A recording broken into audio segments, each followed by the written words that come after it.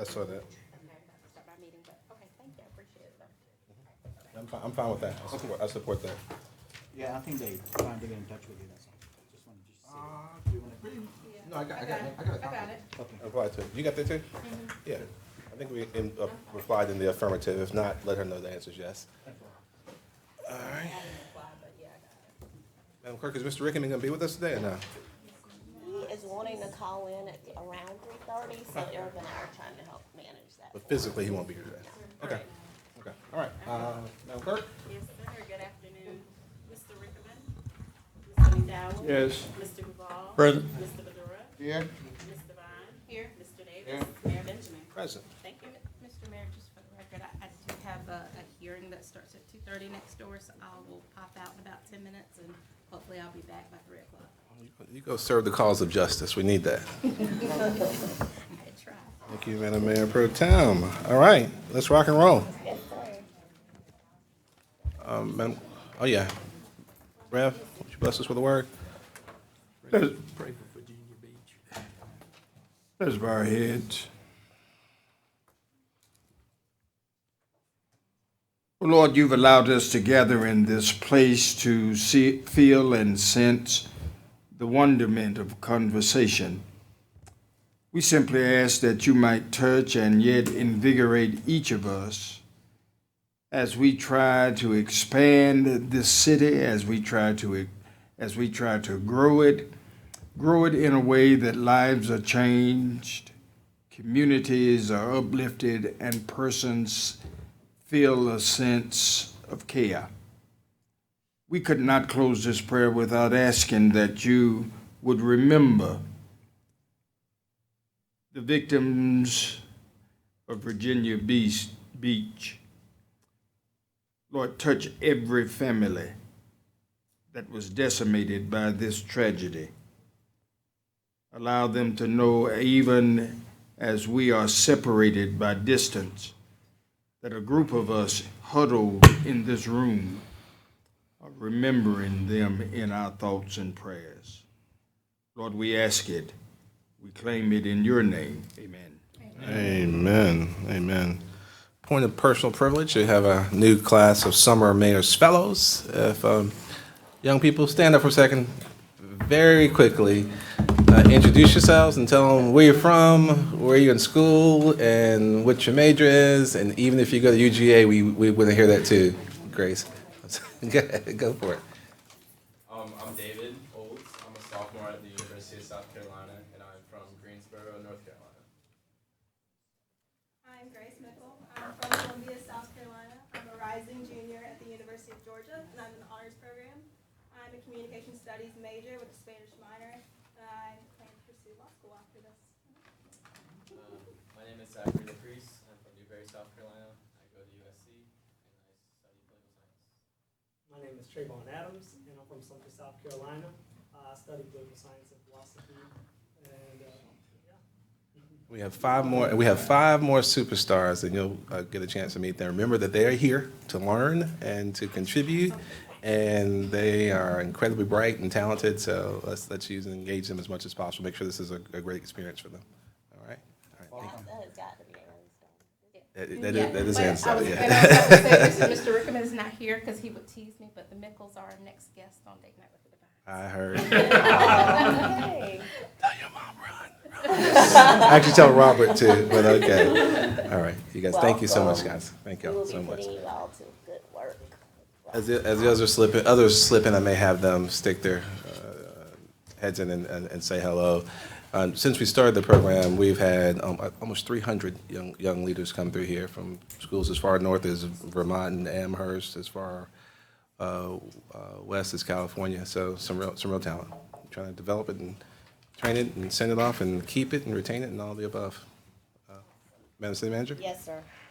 We will start our city council discussion items with a 2020 Census Complete Count Committee report from Ms. China Phillips, our research and policy manager. She is the research and policy manager for the Sisters of Charity Foundation of South Carolina, but she is running this effort for us for the city, and we're so thankful for that.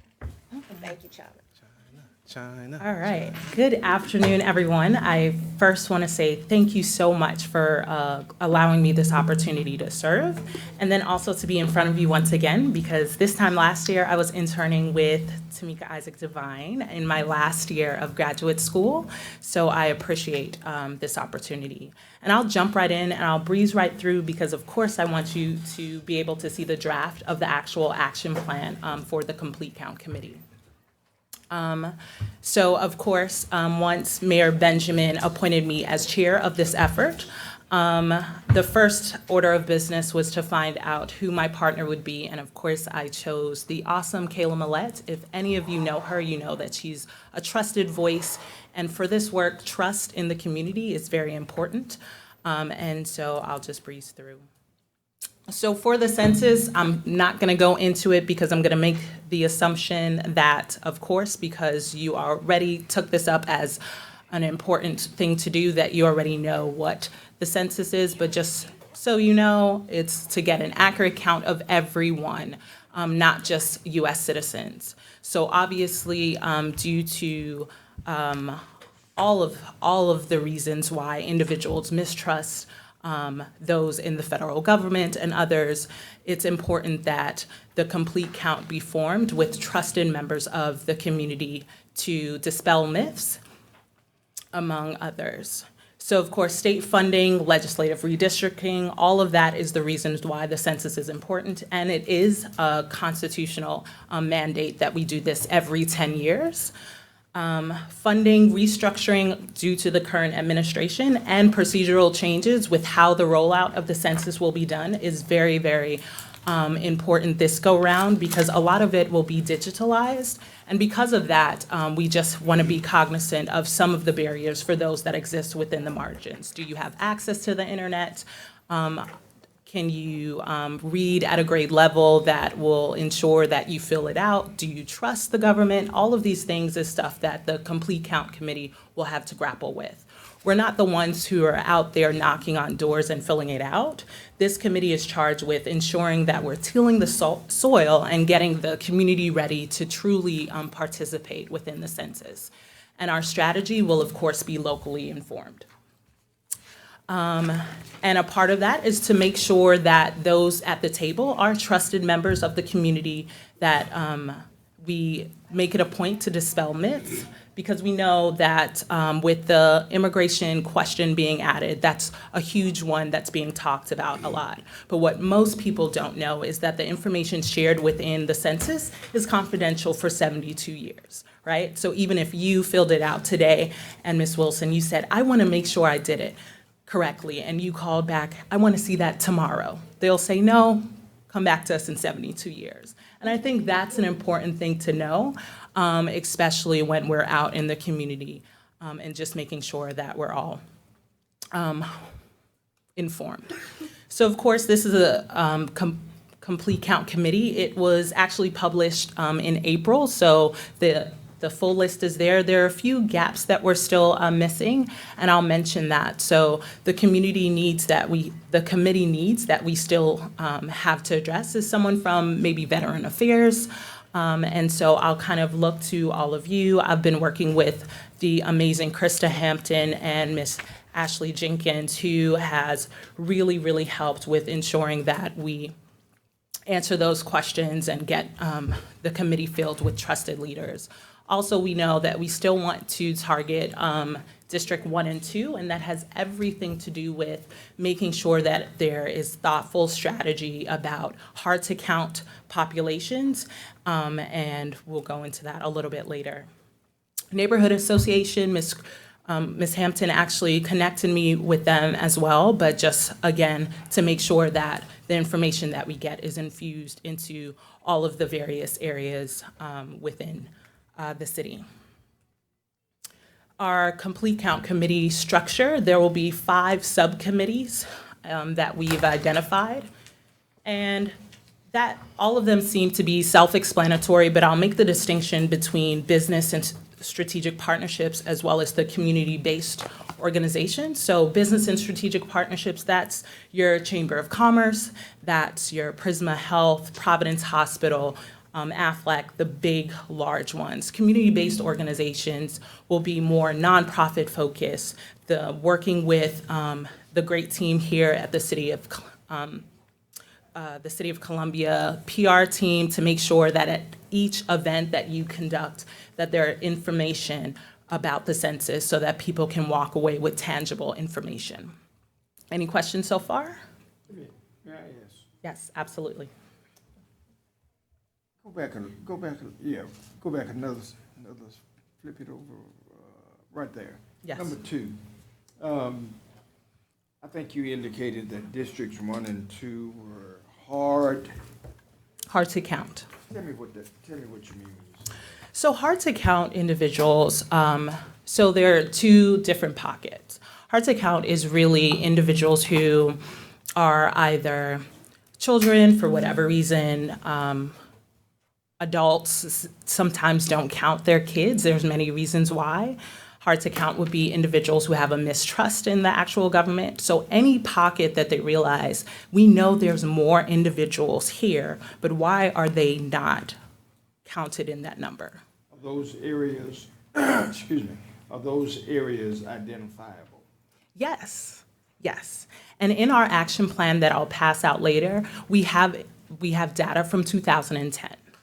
And so that information has shifted a little bit, but that is really what's gonna kind of make our path on how we strategize to get those populations.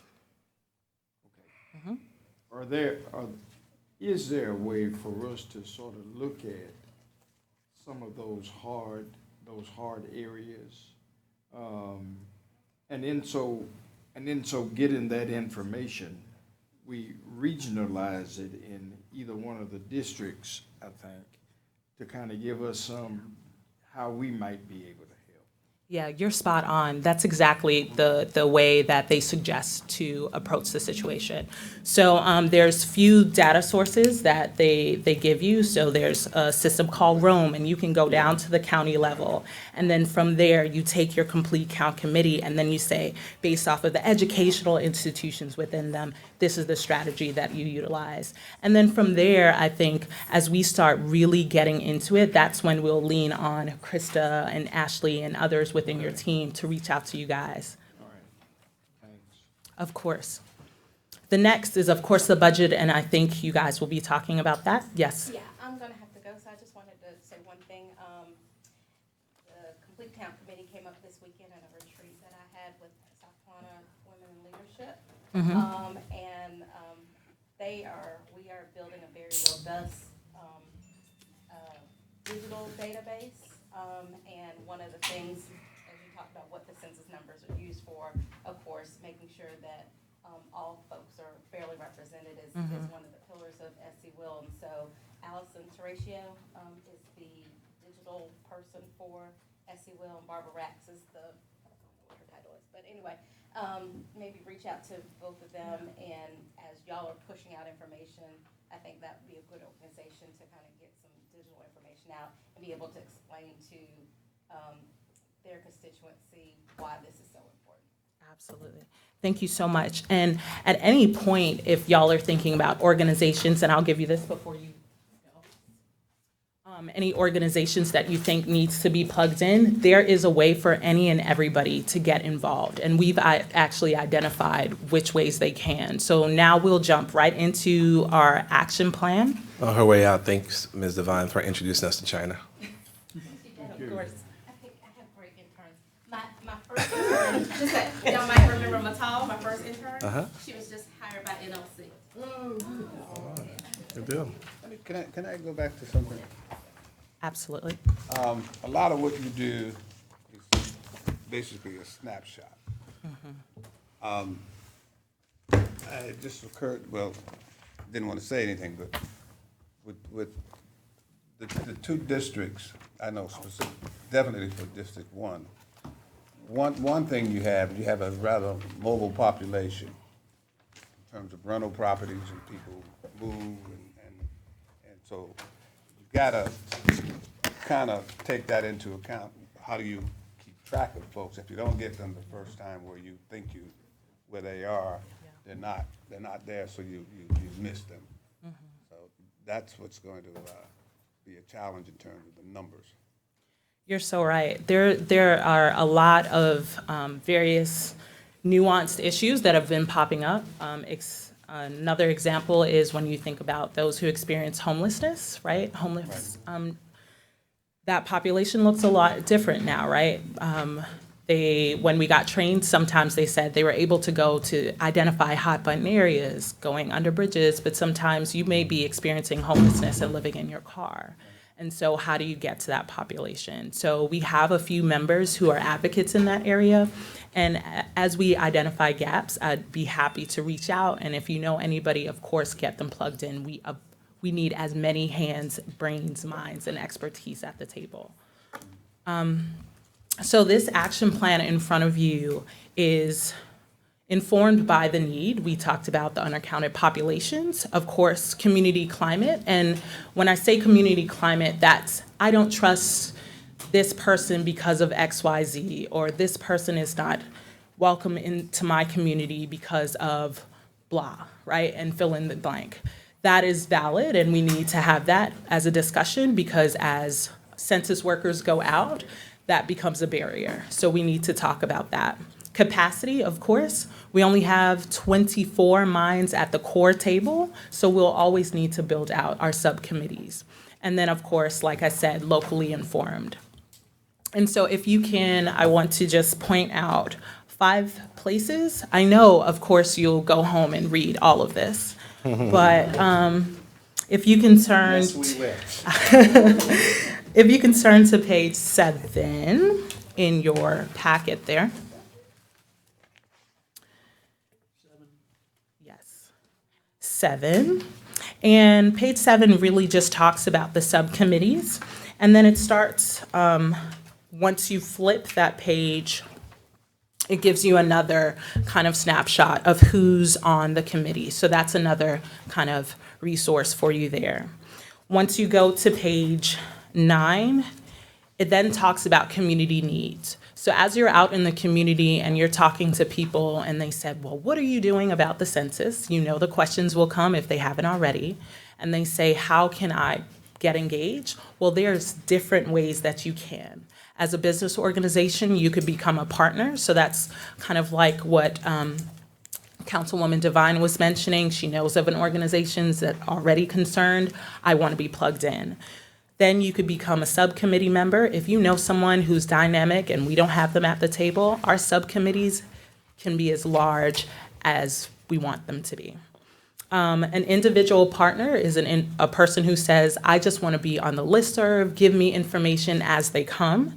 And then last is the 2020 year awareness campaign. We're going to need volunteers. So this is really good for students who say, I'm not really from Columbia, but I know I'm invested because I go to school here and I want to give back. So that's a good place. The next is to page 12 and 13. This is that snapshot of the hard to count and low response rate mapper. And that's just a clear indication of the information that we were just discussing, where you can look county specific and look at the city of Columbia and what those hot button areas are. Page 15 really just looks at the outline of each subcommittee. Will have their goals and strategies for how they do the work. And we want it to be prescriptive enough to where we know where we're going, but then kind of fluid enough so that innovative thinkers have the ability to dream and come up with great ideas. And lastly, on page 24, that is your overall timeline. Quickly to tell you that we're educating the masses from now until December. January to March, we're doing a lot of the awareness and really revving it up. And then April, it's all hands on deck because we want to ensure that people are doing the count. The difference is we'll be able to track real time because everything is digital this year. So that's a good note. And that's pretty much it. Any questions, comments, or And- concerns? In China, 1 second, Ms. McDowell, in response to the issues you raised and the questions it brought from Mr. McDowell and Mr. Davis, we do have 2 slots on the committee that you need filled by someone from District 1 and District 2, right? Yes. So if you got someone whose opinion you value, who could serve as a great community surrogate, we got to get those names to the committee, okay? Absolutely, and if, it doesn't just have to be one, you can give multiple.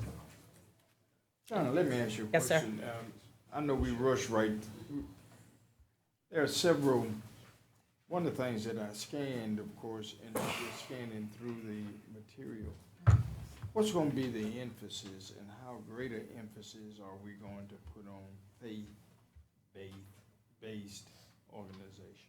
Yeah, so that is a pillar in itself, because we know that when it comes to trusted leaders, that's a space, that is one. I would say that that's even, Reverend, a gap as well.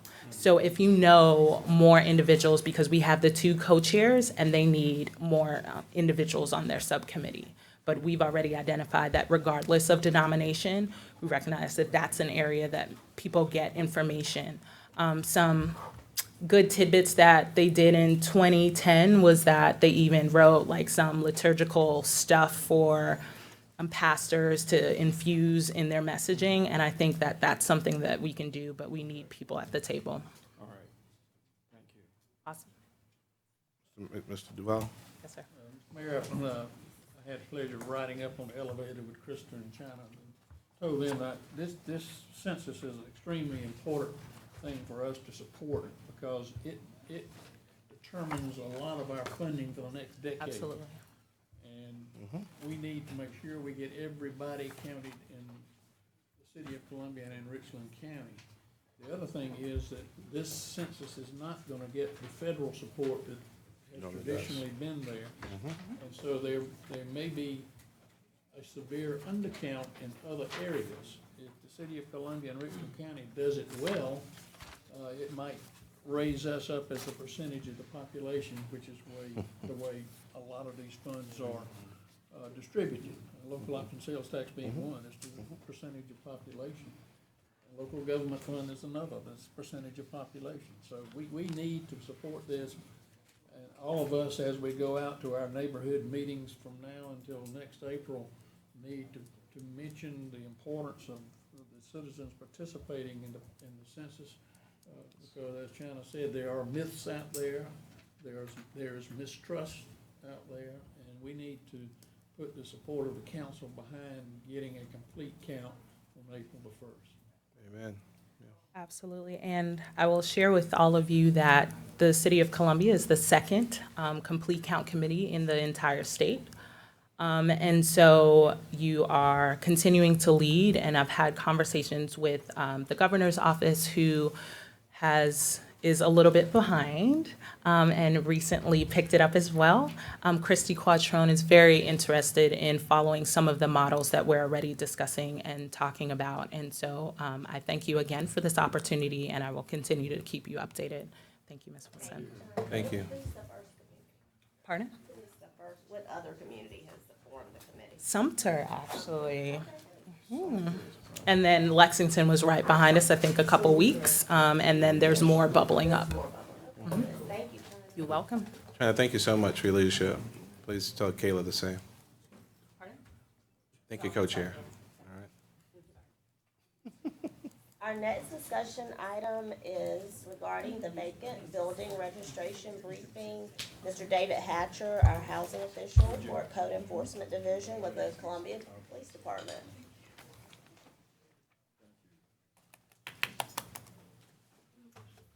Hey, David.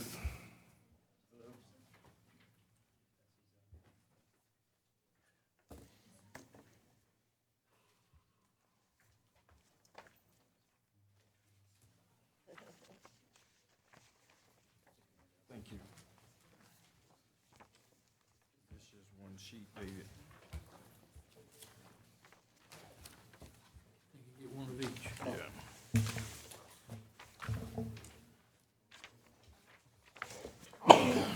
Bless you, brother.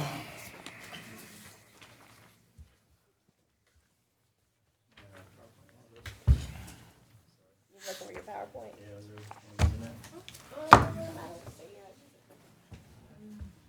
Oh, there it is. There it is, David. Mr. Davis, I think that's David's right there. Thank you. I had the mess.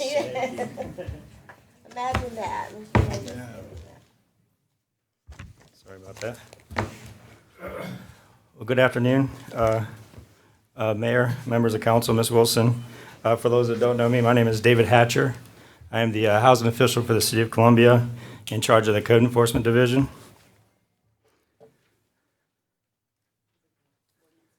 Yes.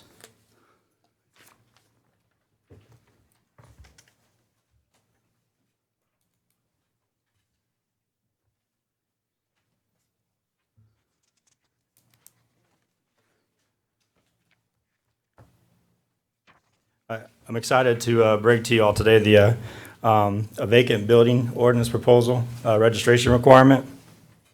I also propose to have some changes for the boarded building ordinance. Make sure I got this working here.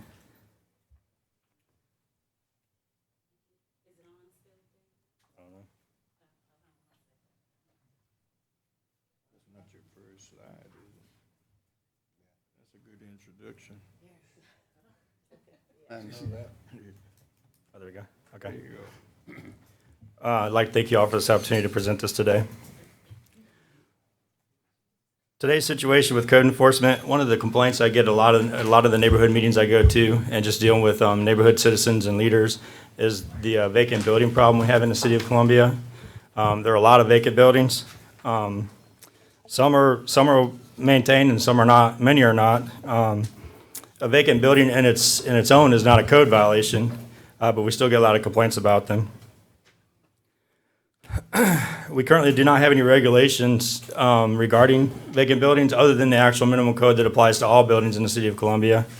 And it's often a challenge. These buildings are often pose a challenge for us because we can't just knock on the door and issue somebody a summons or a notice because they don't live there, obviously. So they're out of state or out of town or don't want to be found. So we have some issues with trying to service them and get them noticed so that they can correct code violations. My guess is there's about maybe 2,000 vacant buildings in the city of Columbia. And I know there's about 250 boarded structures on our boarded building list. We had 6 primary objectives with this ordinance. The first was to obviously identify these vacant properties in the city because we don't know where they're all at. And it'd also be nice to kind of keep track of how long they're vacant, just for our record. It also we want to establish a local point of contact for the vacant buildings that are owned by people out of state. Obviously, we want to be able to find somebody we can go to if there's an issue with the building so we can get something done with it. We wanted to create a mechanism for holding property owners accountable. We want to discourage vacancies, obviously. And we want to reduce blight and crime. The old broken windows theory that if we could reduce blight, we could reduce crime. And it also wants to revamp the boarded building ordinance. When I first started working on this ordinance, the first thing I did was I tried to find other examples in the country that were doing this, that had some kind of vacant building ordinance or requirements. I found about 15 that I looked at, different municipalities. I could only find 3 in the city of, or state of South Carolina, and that was Houston County, City of Casey, and City of Sumter. Where's Houston? Where is Houston? I'm not really sure. It's not. Is it what? It's not? Maybe I said maybe the town of County in Oh. Georgia, but I don't. maybe it's I'm sorry. It could be Hampton. It could be Hampton County. I might have miswrote that one. Let me check on that. Hampton County. You can't believe everything you find on the internet, I guess, right? I thought it said Houston County, South Carolina. It could have been Georgia because a lot of them I found were actually in Georgia. I'll see if I can find an answer to that before the 6 o'clock meeting. So a lot of the things that I found researching these different ordinances, obviously many of them have a registration requirement where they want you to tell them or notify them of any vacant buildings. And they often require you to renew that registration every so often, either on an annual or a biannual basis to kind of keep the database up to date. Almost all of them charge a fee The fees range anywhere from $50 a year to, I've seen one, it was like $10,000 a year. And several have graduated fees, so instead of the same amount for all buildings, it's graduated based on how many years it's vacant. Some are graduated based on the type of use or the type of building, residential versus commercial. Many require properties to have some sort of property insurance in case there's a fire or something. We have something to fall back on for hopefully to get the building fixed up or demolished or whatever the case may be. The majority of them had a vacant building plan, which is essentially as part of the registration you have to submit to the city, what your intent is with the building, so that we know there is an intent, hopefully. Many require a local agent, which is something we also used in our renters, the rental permit requirement we did a couple years ago. Many have various exemptions for certain organizations or situations where it might be understandable that the building's going to be vacant. Many have a requirement for annual inspections. They have penalties for failure to comply. Several provide an appeal process, which I think is an important thing we should have in there. And at least one ordinance kind of rated the buildings in different categories based on the condition that they were in. And some require security features such as fencing, trespass notices, and one in particular had a trespass affidavit, which gives the police department authority to arrest anybody who trespasses. And several required like a sign or something on the side of the building that said that it was vacant with the appropriate contact information. Excuse me. So with all that information, I took that information, and these are the key features of the ordinance I had before you all today.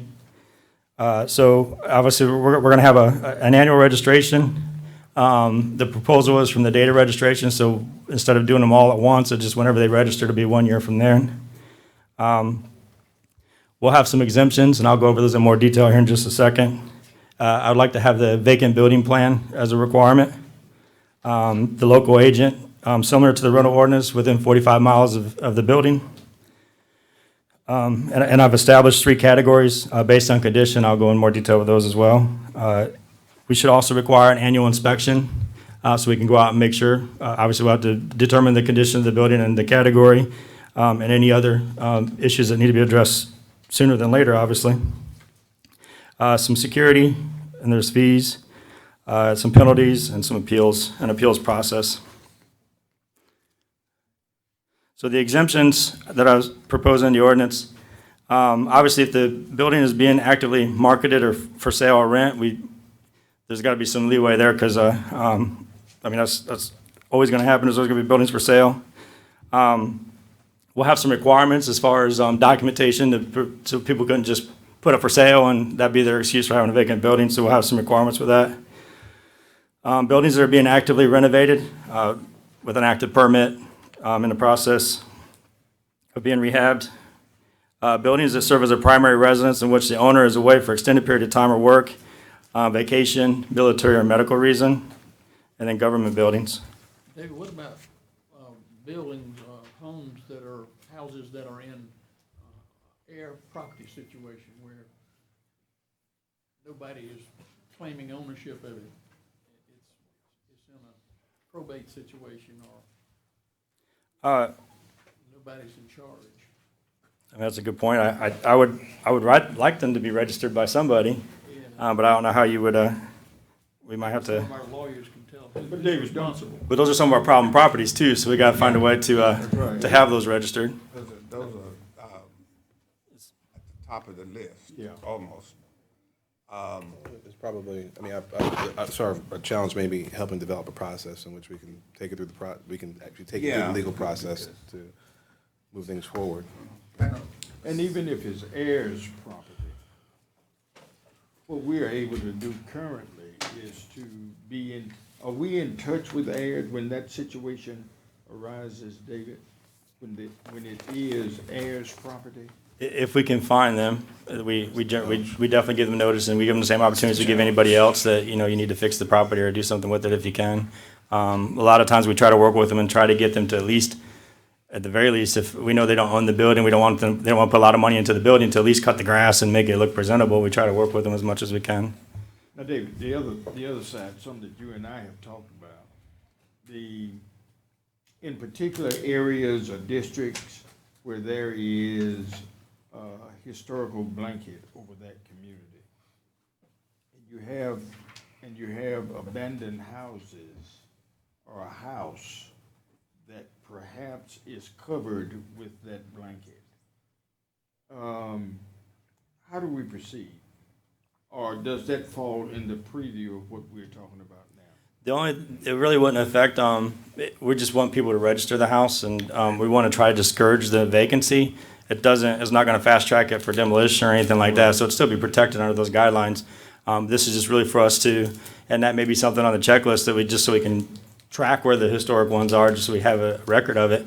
But it wouldn't, that would still, Go, I'm sorry. yeah. Answer your question? Yeah, I'm fine, thanks. One question. Yes, sir. On the government exception or government owned building, what do you do with nonprofits? There's an organization that owns a vacant property, there's a lot of them around the city. If it's a government agency, then it would be nonprofit. I don't have them as an exemption. We can consider that if y'all want to. No. That's not what I was asking. What if it's a government-owned building or a building owned by a private nonprofit? Say a church. Yeah, churches and private nonprofits would have to register. They would meet, they fall under the same requirements as anybody else except government. Yes, sir.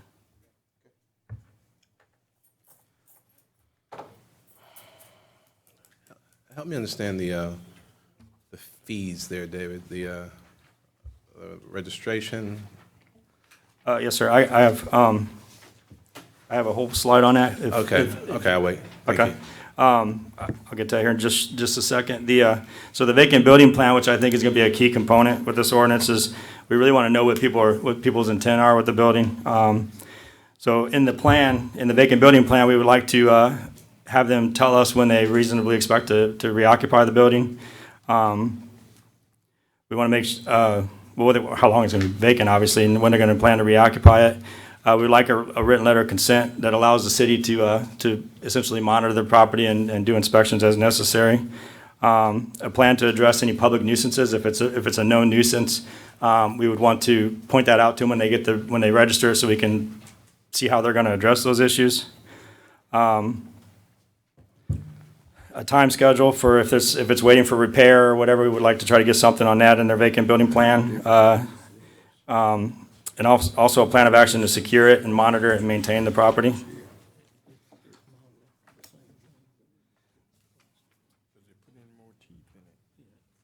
The building categories I mentioned a minute ago, I came up with 3 categories. The category 1 would be essentially a vacant building that doesn't have any code violations, it's just simply vacant. That'd be category 1. Category 2 would be minimum code violations. The building is boarded and secure, but and is structurally sound. It might have a couple minor things. And in category 3 is severe code violations. The building requires boarding. Structural deficiencies are evident. History of criminal activity, and is condemned or illegally occupied. So it's probably one of our demolition candidates at that point. And the fees, yes, sir. We keep going back on you, but going back up to the vacant building plan. Yes, sir. And the registration, couldn't all of that be done at the registration? That'll be part of the registration. When you come in and register, you give us the vacant building plan, and you also sign a waiver to let us get on your property when necessary for inspection or security. Yes, sir. My intent would be that'd be part of the application process. So you come in with your application, and we would then go through and approve it and issue and have it registered. Right now, you may know and you may not know if the property is known to you guys, and then the owner comes in, and you have a record, and they can do it. Other than that, We wouldn't know. You only go by what faith you put in them when they walk through the door. Yes, sir, correct. And we have some access to like some databases that could help us. For instance, the water database. If we find out it doesn't have water, we could assume it's vacant. We would pursue, for enforcement reasons, we would look into that matter if we found a list that didn't have water for whatever reason. And that's kind of how I came up with the 2,000 number. I was able to pull the database of properties that didn't have water service. So we took that as a good indication that nobody was living in them or staying in them. Hopefully, yeah. So back to the fees.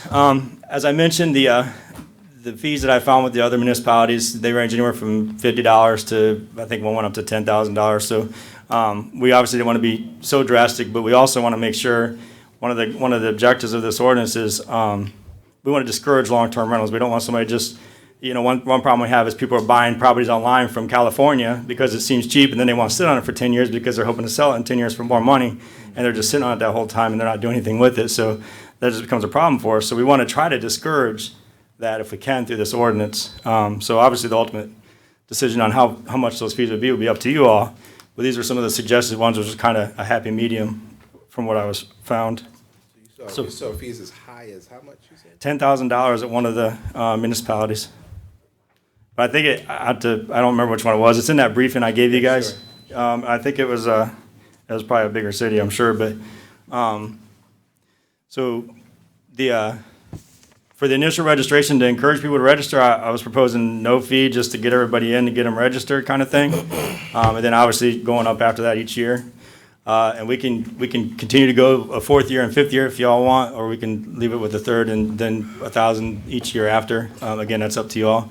I did propose an inspection fee. I do think that we should require an inspection by the inspector, not one of the self-checklists. We want to make sure we're actually going out there and looking at these properties as we add them to our list, so we know what we're dealing with, and we know how to keep track of them and keep an eye on them for code enforcement reasons.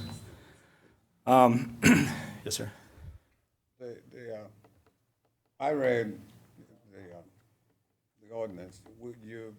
The range is 100 to 500. Am I correct? For us, it's going to be up to 1,000. Going to 1,000 for the proposal. Well,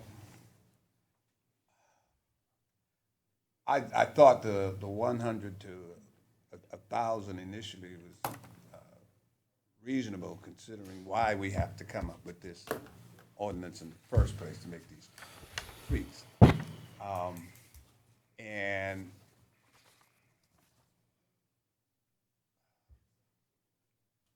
I'm for the max because of what it's doing to certain neighborhoods. Like everybody know where I'm coming from on that. And this is happening in this city because we don't have a hammer. And a lot of times it's absentee landlords, people who don't live in the area and they collect rent and they could care less about what the facility looks like. And that contributes to unsafe and indecent places for families to live. I mean, bottom line. I agree with you 100%. I'm for almost everything I've read so far. And it's about time that we do this. And I'm glad that we don't have to put you guys in a car now to go serve somebody in Greenville and Augusta. Although I was always volunteering to go to Hilton Head or any of those places, but the chief folks. isn't going to let me do that. I already tried. That's the biggest problem, right?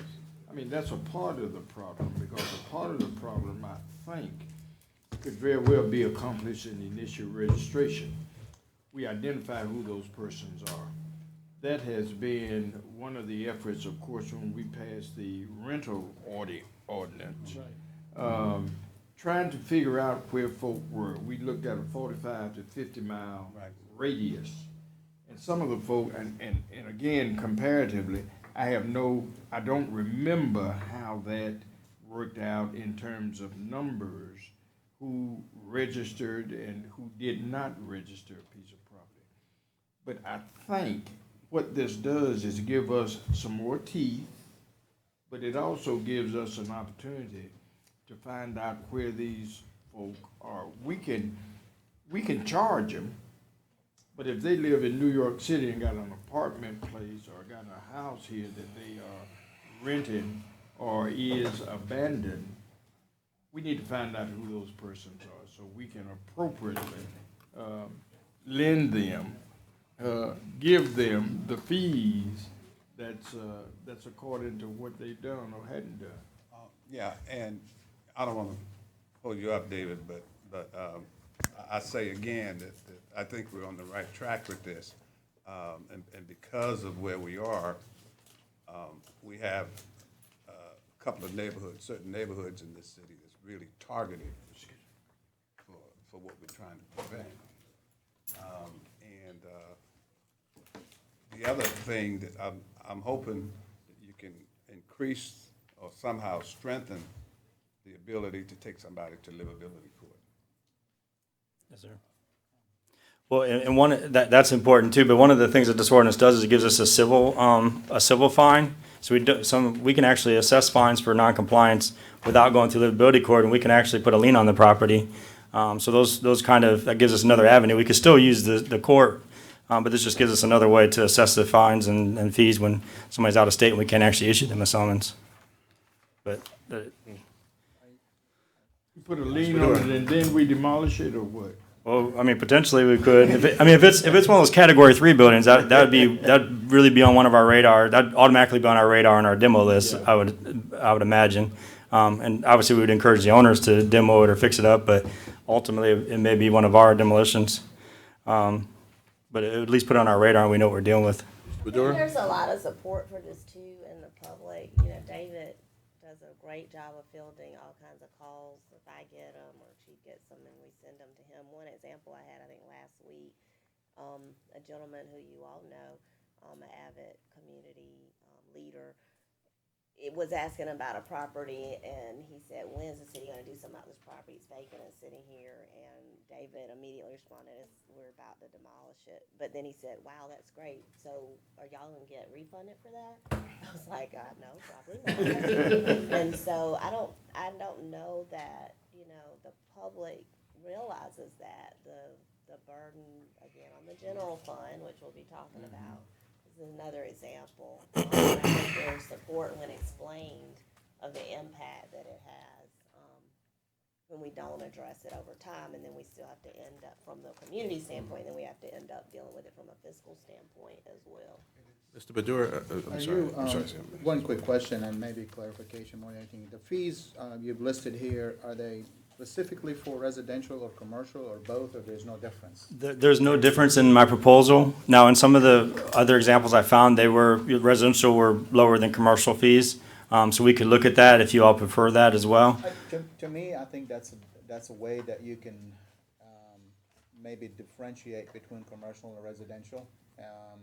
But that's just my opinion. Of course, everybody else has different thoughts on that. I agree with Mo. My thought on the $1,000 is that people that own these properties probably don't have the $1,000 to pay. So you might put that in the commercial and keep the high fee on the residential side at $500. Howard, I don't know.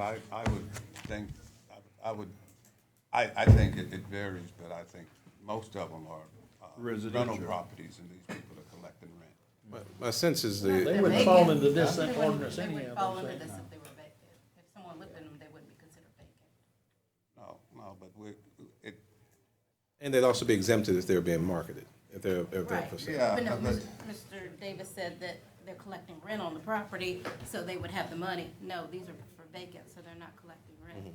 I see. So, So the exemptions, again, David, are the exemptions are for properties that are vacant, actively marketed.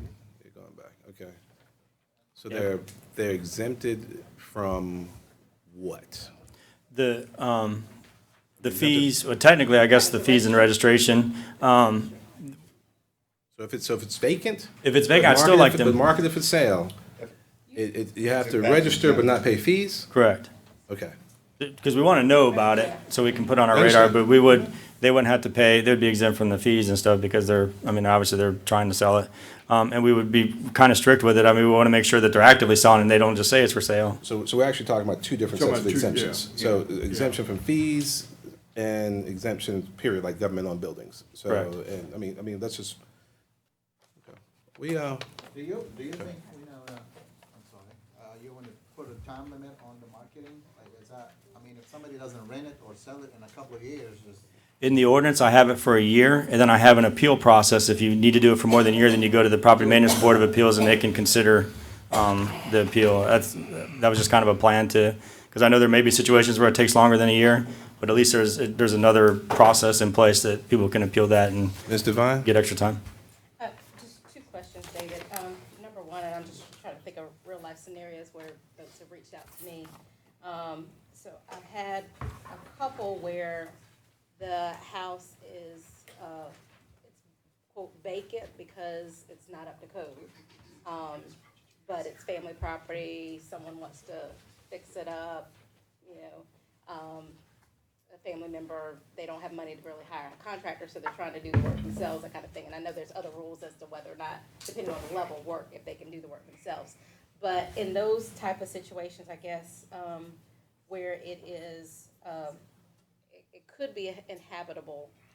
Basically, this would say if they came up with the vacant building plan, if they worked with you guys on a plan to bring it up to code, to make it right, so it's habitable for somebody, then that would keep it from having the fines.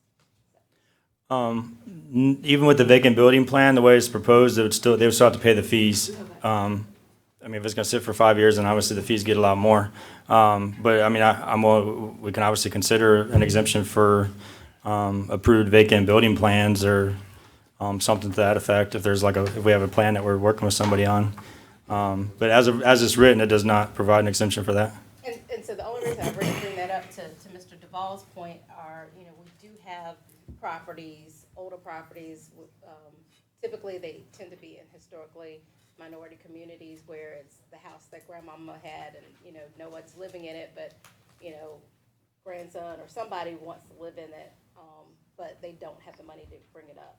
And so what I'm thinking about, I just don't want someone to accuse us of more trying to promote gentrification, taking people's land, and I just think we have to be cognizant of that concern and make sure that we're working with people if they really truly are trying to contribute to the community and not take away from it. So that was that point. And then the second question just is, they're considered vacant, but what about the properties that are, have been affected by fire and that kind of thing? And just another recent call I got is a young man who apparently I think we're telling him he needs to demolish or we're gonna demolish it. The property was destroyed by fire. There was no insurance on the property.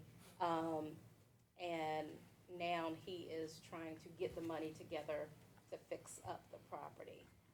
And so I just told him to call you guys and see what could be worked out. But I just didn't know in that type of situation, it's vacant because it was destroyed, because there was no insurance, there was no money, but this is family land, this is something he inherited.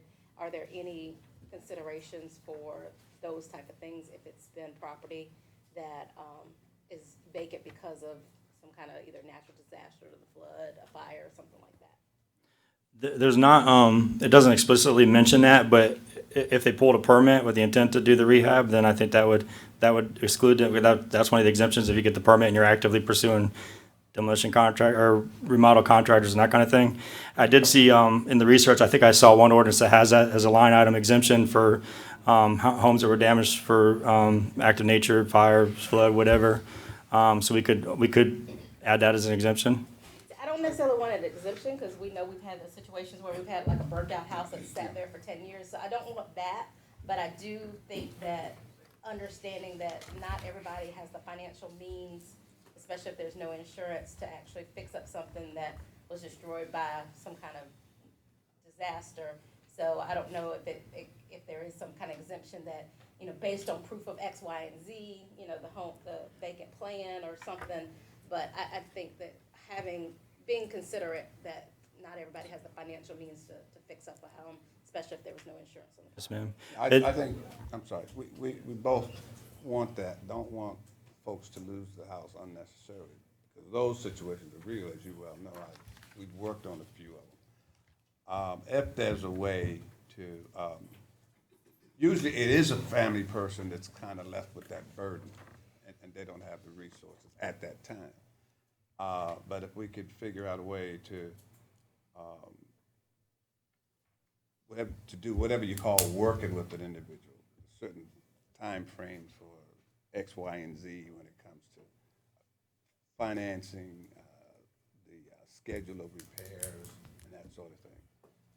Maybe it's Sir. handled like the marketing, where there's a period of time that's still given.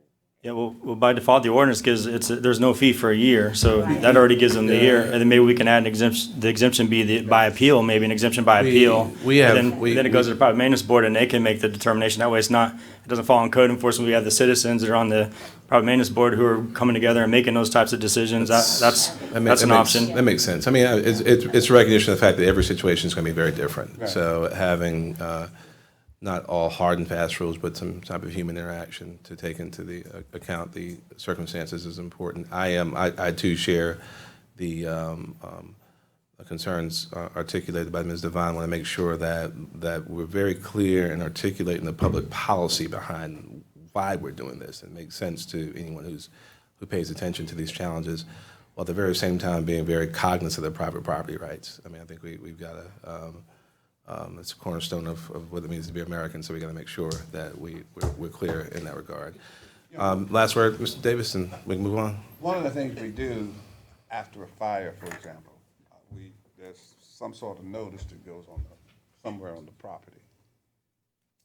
We'll post it with our notice. In a case like that where we were actively working with an individual or a family for repairs and that sort of thing, can't we come up with some sort of notice? Because people in the neighborhoods, they are aware of that property, and from time to time, they'll walk it to look at it. So if they can see that we're somehow working with the person for whatever reason, that might allay some concerns, at least for a period of time, knowing that there is an effort to correct that problem, which was not necessarily the fault of somebody who lived in the property, on the property. You know. Something like that down the road. Yes, sir. And of course, Ms. Wilson, and I think you alluded to this earlier in this conversation, a lot of pieces of property that have already been tagged and they're ready for demolition are pieces of property that's not a part of or inclusive of our budget. I mean, it's a budgetary issue. And of course, you look at a piece of property and it's been sitting there, code has come through there, we've tagged it, we know exactly what we need to do, we've done title search and all that, but it becomes a budgetary issue. And that's the piece I think you alluded to at the very beginning of this conversation. There are some pieces of property, of course, that we can save. And then there are other pieces of property that has been tagged, inspected, we know we've got to bring it down, but it becomes a budgetary issue. So I think there are pieces of property that are redeemable. We ought to do all we can to redeem them. And then there are other pieces of property that we've got to bring down because of the appearance of the piece of property. But it becomes a part of our discussion in budget. Yes, sir, and I think this is just another example of several other things we've That's been right. talking with you about during this budget season that attempts to hold individuals accountable, but also taking into account a balance with their property That's right. rights and the That's human right. concerns, or as the mayor just said, other, the ability of us to be flexible, obviously, and work with people for very real reasons, but there are properties, we just have to be honest, where they're just, people are not trying to do their right. part, and That's so right. this is trying to strike a balance. Compassionate city. And I have one more item, if I may. Part of this ordinance, I'm proposing a change to the boarded building ordinance that's already existing. Currently, the way the ordinance is written, we only allow people to board a building for 90 days, which is really, I would just be honest with you, it's unenforceable because you have some areas that they board it for 90 days. You just don't want them to unboard it because it creates a criminal issue. People are going to hang on there, so you almost have to leave it boarded indefinitely. So what I did in the ordinance, I proposed an option, still keeping with the key target 90 days, but I have an option for a 1 year boarding. But I proposed that we use, I don't know if y'all are familiar with the grant we had a couple years ago where we reboarded, took the plywood off and put the polycarbonate on the buildings. This is an example here in this picture. The one on the left is boarded traditionally how we normally board them. The one on the right is also boarded, but it's boarded with the polycarbonate. So my proposal in the ordinance was we'll have an exception for longer, but we want you to use this polycarbonate so it's not obvious that it's boarded as kind of a blight, help reduce the blight. So that's also as part of the ordinance that's going forward, but this is an existing ordinance, just a modification to it. And that was all I had. That made a big difference. But, you know, it's for rent now, and they've already got 2 vehicles that's not operating in the backyard. Oh, really? And it needs cutting. So, I did see that one did get rehabbed, and it did look good for a while. But. So, anything y'all can do, if y'all can pay that one a visit, I'd appreciate it. All right. That was all I had. Thank you, David. Thank you. Thank you so Yes, ma'am. So do you feel like this needs to go to a committee? Can we move forward with just some review? Move forward. Okay. I'm okay moving forward for the first reading. I just texted Rebecca Best with the Builder Association. They want to look at it. For a second reading, maybe. Yeah, forward it on with the notes as well. Patrick did just note that the exemption issue, we're going to have to address that, the fee versus registration, edit that in the proposal. Let's get as much feedback as possible. Think of a robust list of people. Susan's here. Let's make sure our business community and our other stakeholders are aware. Let's keep moving. Quick point, Emily Gale, introduce yourself to everyone. Tell them who you are and where you go to school. And hi everyone, my name is Emily Gale. I am a rising junior at the University of Georgia. I apologize for my late attendance. I'm working on side projects and getting y'all's meeting to move smoothly and function right. So, thank you for having us. Are we non-functional? working hard. David, this is on your agenda for tonight for a presentation to the public. Okay. As far as, I think that's just fine. so Yeah, I that think the that's fine. public becomes aware we'll throw it out there. and is it on for first reading? First reading. First reading. Yes. So however y'all want to handle that tonight, we just wanted y'all to be I'd aware. love to do the public hearing and just hold the first reading until we get more feedback from people. Yeah, but I think we ought to move with haste, as much haste. Yeah, I was gonna say, Because- it needs to have 2 readings, Mo, why Yeah. not just let someone, we can. First reading. Let's do the first. Reading, and then if Yeah, someone we- has a comment, then we can entertain it before second reading. And also because, I'm telling y'all, these property issues are impacting property values. And, you know, I got a call, a postcard from somebody that thinks just because we have these issues in my neighborhood, he's asking me, do I want to buy my house? And I'm waiting for my return call to him. Unless you see a for sale sign on my house, it ain't for sale. It's that perception that area right now, that neighborhood is targeted for those so-called investors. Enough said. Well, Well, it is on your Good job. agenda for tonight. So. We're gonna put a bow in this. Let's rock and roll. Let's talk budget. All right, so. Thank we you. are, Thanks again, David. Thank you, Still in the room. David. We're going to try our best to recap the last budget workshop when, I know Mr. Mayor, Mr. Davis, we wanted to make sure we did this for your benefit as well. But also try to streamline, and move forward with, a balanced budget, a general funds balance. Took some effort, obviously, and there are things that I wanna be real clear about that are not in there.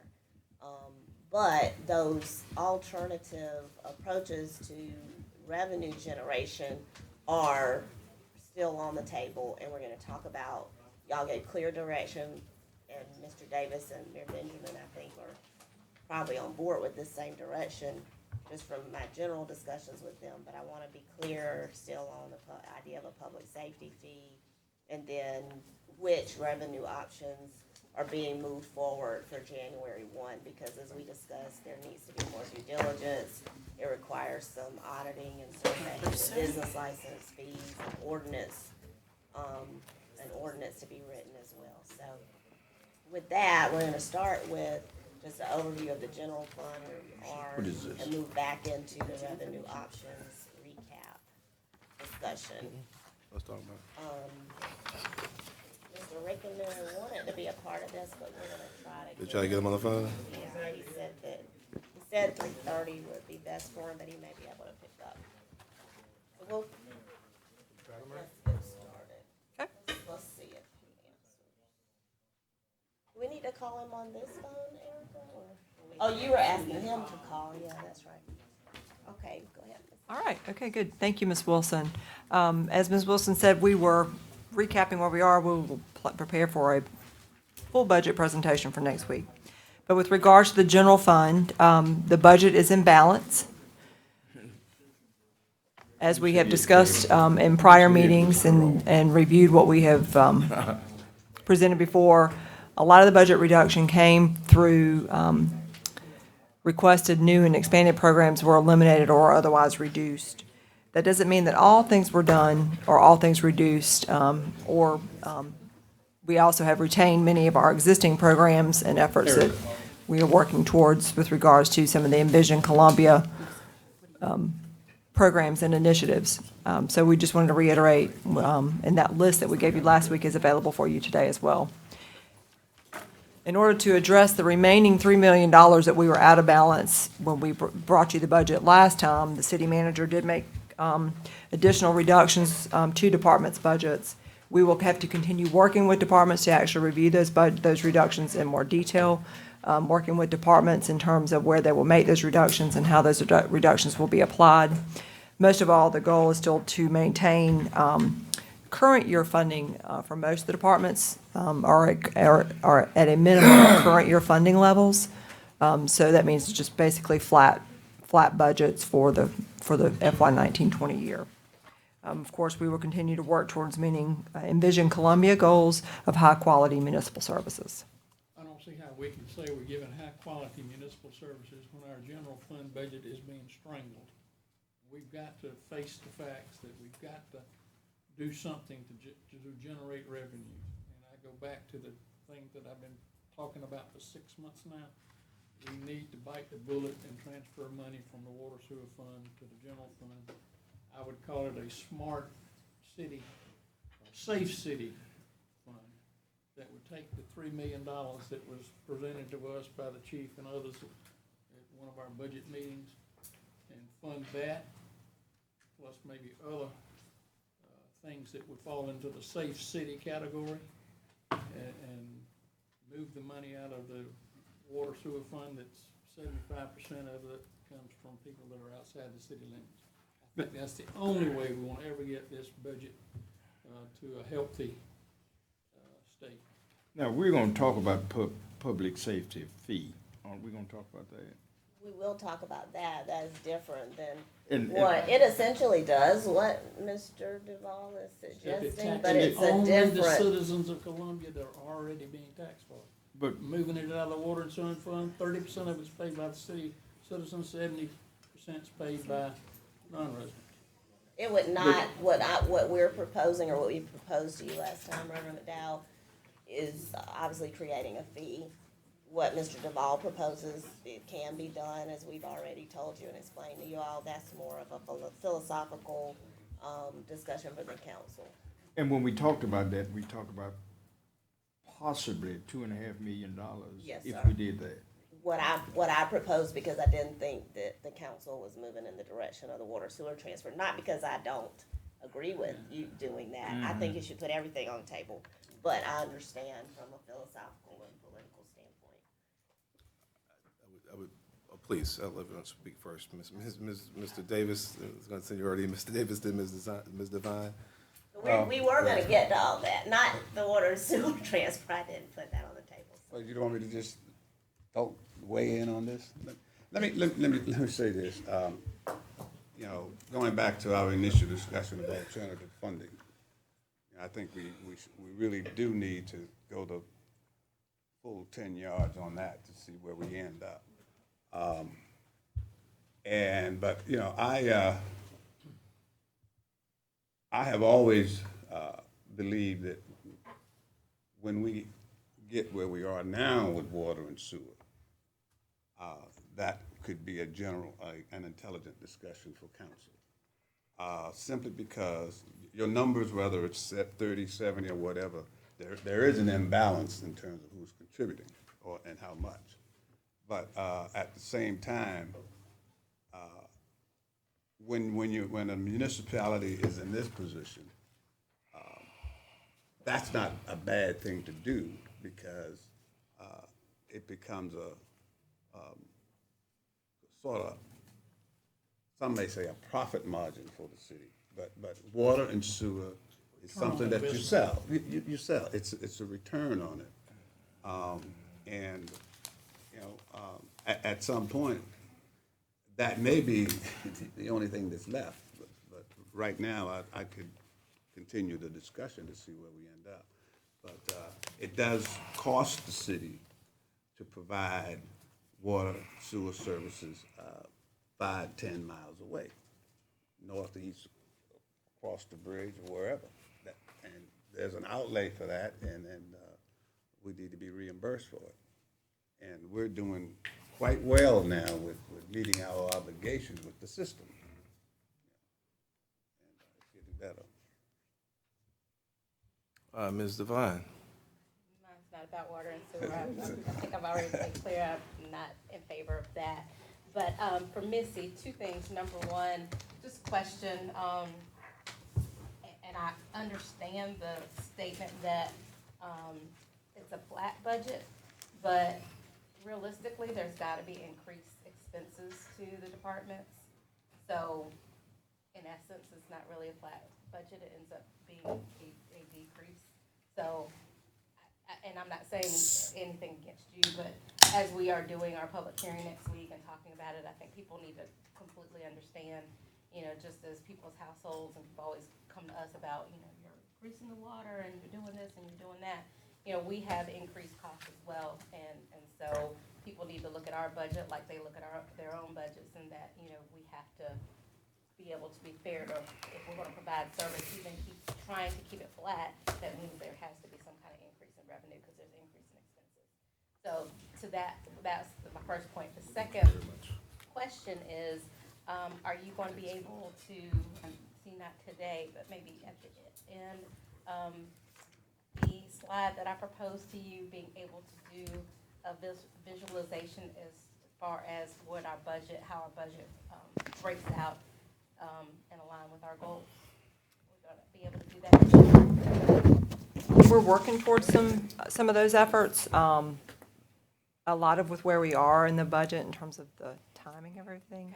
And the revisions that we're making, it's been a little more difficult to do, but we are still working towards that with our priority-based budgeting tools. And I agree with you. Departments basically, to hold them flat means that they are absorbing the increases, especially with regards to state retirement increases and any other increases as a result of just operational cost. Healthcare, I mean, you're right, Ms. Devine. I think when we say that, we're saying it inherently knowing that there's certain costs that we have to absorb, but we're trying to Mr. Duvall's point about maintaining our ability to provide the best possible service delivery. We tried not to cut programs that it would be obvious to our citizens. Does that mean that we're growing programs in the way that we want to meet the Envision Columbia goals as you're discussing? You know, probably not in some instances. And I think that's fine. It's just acknowledgement that that's what we're doing. Yeah. Instead of saying, I think from the listener's perspective, they might say, okay, they've, you know, cut the flat budget. Everything's just, fine. You know, yeah. Right. And so people need to understand it's not. And so, especially when we have so many requests and partners that are coming to us as well. Absolutely. And I think that some of them hear it and they get it, but to actually see it, we need to continue to acknowledge that we are continuing to provide services, and there are increased expenses internally. And so if we are having to live with that puts us in a position that sometimes we're not even able to give other people, our partners, our traditional partners, increases. And so I just feel like it's a semantics, and even though we inherently know things, Right, we have to we need say to be it. explicit. I agree with you on that, and there's a slide in here that, it's never my intention to put any organization or group on blast, but there are organizations that have sort of become like line items to the city almost out of the general fund. And so we are showing you that because we're holding them flat. But that's another probably point of discussion maybe at some point. I've already started getting requests from other organizations and communities, and we don't have funds in the budget right now for, community groups for community promotions with this budget. And, we did that last year. We were able to come back and try to address it, but you're exactly right. It's not there. So you want to keep on getting through your presentation? Or try to at least? Please, yeah. I think y'all are doing a great job of saying everything I was going to say, so yes, this is good. So general fund, again, just trying to recap some of the last few weeks. We will be a little more specific next week when we get to the public hearing. But just to recap with where we are with the proposed budget in the terms of what was advertised for your public hearing. The total revenues is $152 million. That includes revenues and transfers in. It's a 2.7% increase over current year, a lot of which is coming from just some aggressive revenue projections with regards to our business license collections. Overall, though, as we've demonstrated to you, our revenues are remaining fairly, they're maintaining where they are, which is at least a positive sign in certain conditions. However, they're not growing certainly at the rate in which we would want to see and with rate our expenditures continue to grow.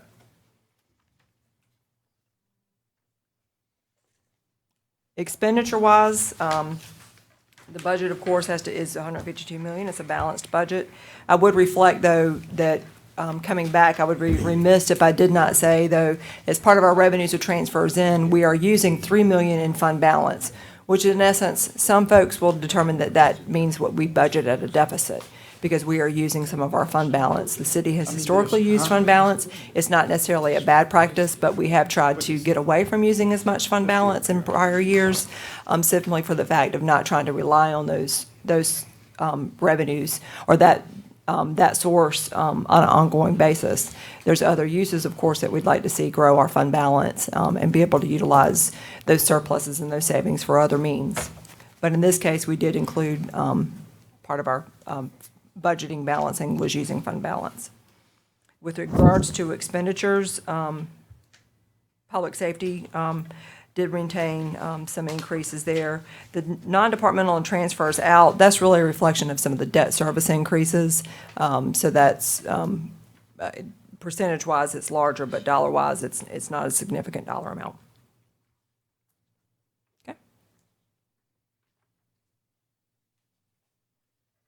External request, as Ms. Wilson mentioned, just pointing out sort of where we are with regards to some of our external groups that we have funded on a reoccurring basis. River Alliance is funded at amount of $51,000, of which includes $25,000 from the general fund and $26,000 from hospitality tax. Fast Forward has remained at $100,000. That's a general fund and a water and sewer expenditure. One Columbia is funded with the accommodations tax, the 5%, and those are identified, usually referred to as the general purpose funds, meaning they can be used the same as any other general fund activity. So we consider those general funds. And then the other half of their funding comes from hospitality tax. Homeless Services is maintained budgeted at $1 million. Of course, those funds are used for various organizations, some of which we have funded through an RFP selection, and the others we have maintained from their ongoing programs and partnerships with the cities. Going forward, right now these reflect the amount that they've requested. This does not reflect what we, which is more than $1 million.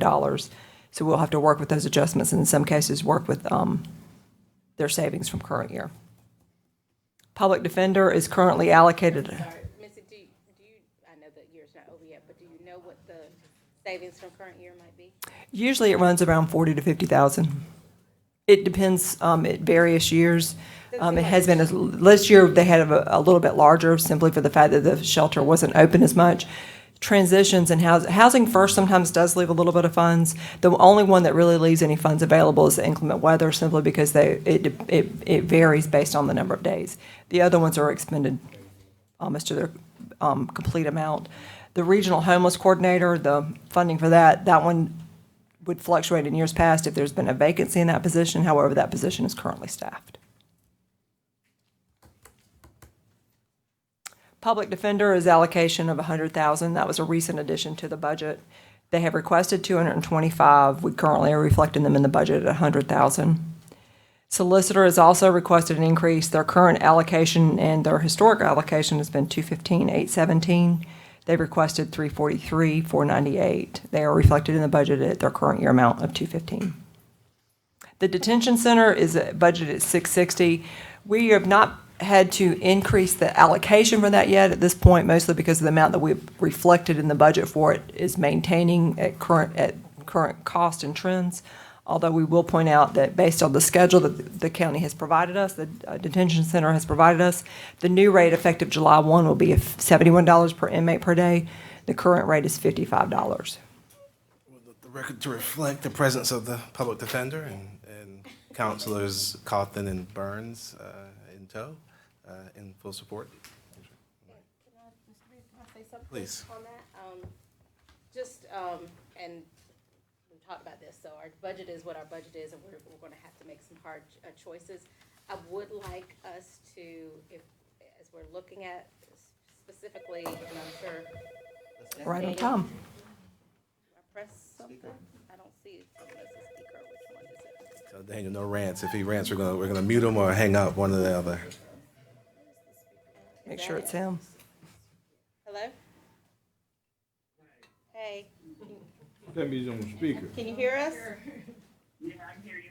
Okay, this is Tamika. I'm midpoint, and then you can say whatever you need to. So as we're looking at the public defender in the solicitor's office, I'm not sure, we always kind of look at the request, and maybe Ms. Knox could help us with this, but I think that we do need to look at equality, I guess fairness on the way that we fund them, what we get for what we're funding. And acknowledging that the recent case that came out that dinged a couple cities for not funding public defender services, and we were ahead of that curve because we already were. But, from my understanding, we get, is it two? 225. No, two full public defenders. Partial. And a partial, right. 2 full public defenders and a partial. I know traditionally in the past we've had, I think, 1 full solicitor, but I'm not sure we still have that anymore. So I just think we just need to look at it and just look at the best way. We want to move our cases. We've talked about that, the backlog and other things. We need to make sure that the whole court is working the way it should be, and our resources are allocated to reflect the way that should happen. That's the first point. And then the second point is, I don't know if there's any way to look at the cost, and Ms. Knox could probably help us with that as well, but the cost of, I guess, the homeless court, and making sure that if there is any way, because I've been very candid with Mr. Cawthon and Ms. Pringle that to get to 225 is not possible, but we certainly understand and appreciate their making our courts work. But if there's way to look at the way we're expending either our homeless services or our detention services monies to make sure that specifically the homeless court is working the way it should be, maybe that's the way to look at what we're paying for with them. Requested a presentation for the 18th, I think.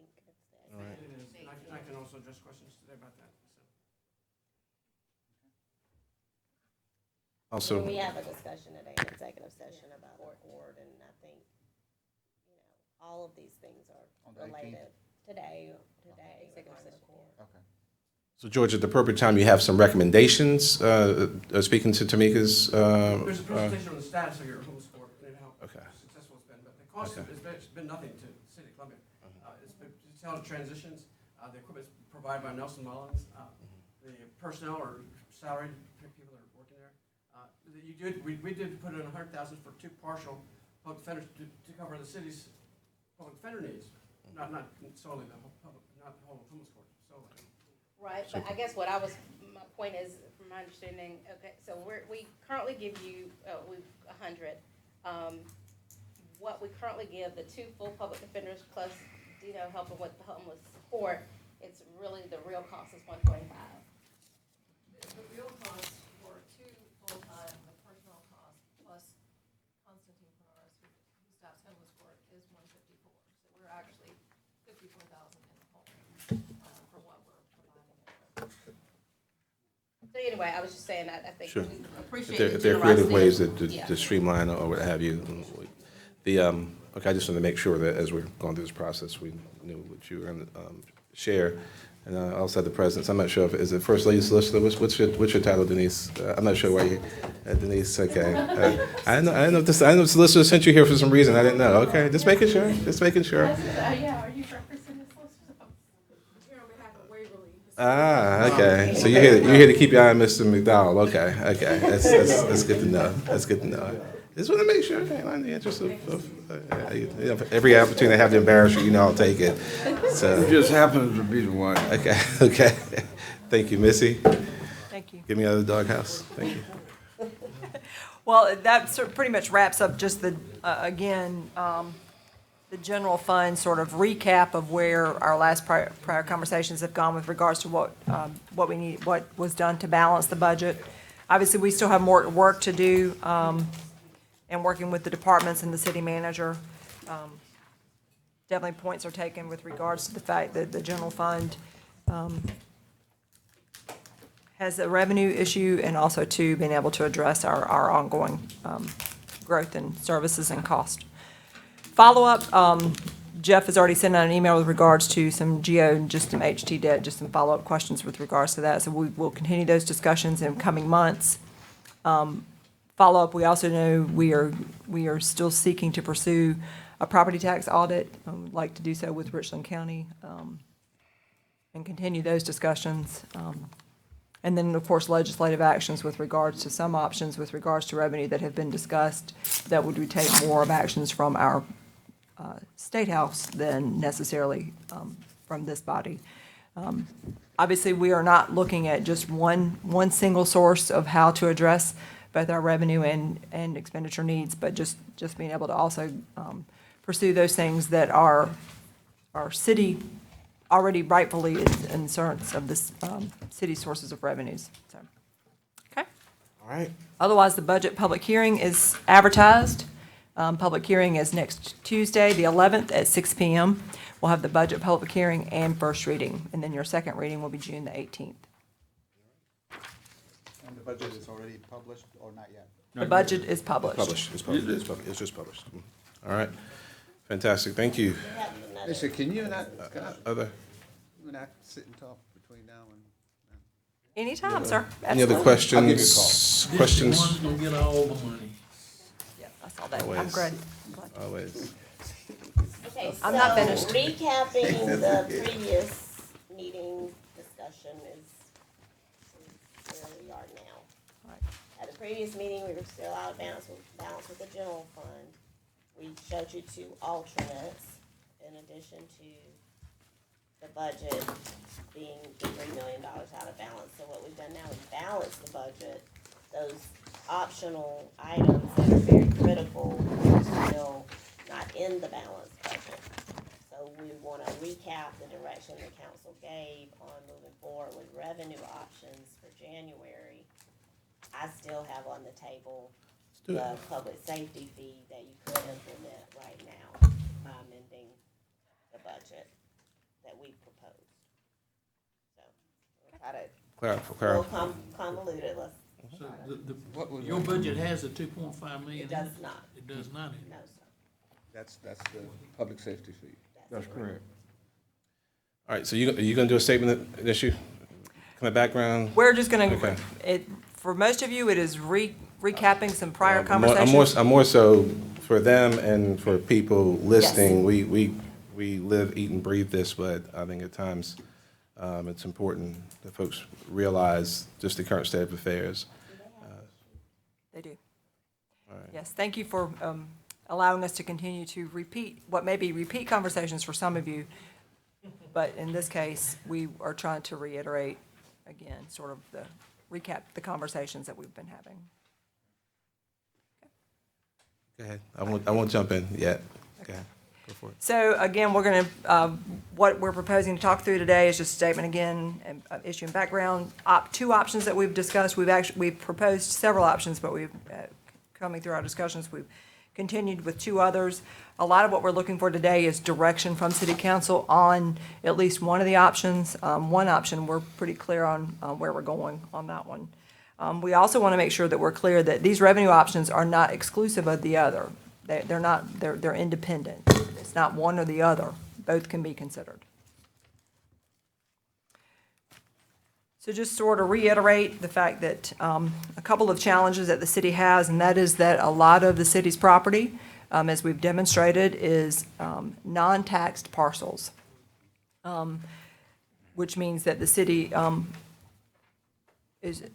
shares a lot of the tax burden to not all of its property owners or all of the users of those services.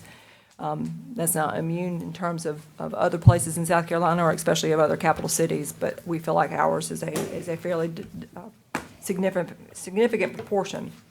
So what City Council has challenged us or charged us to do is to look for some revenue options that would allow us to better distribute those cost of services among users that also benefit from those services.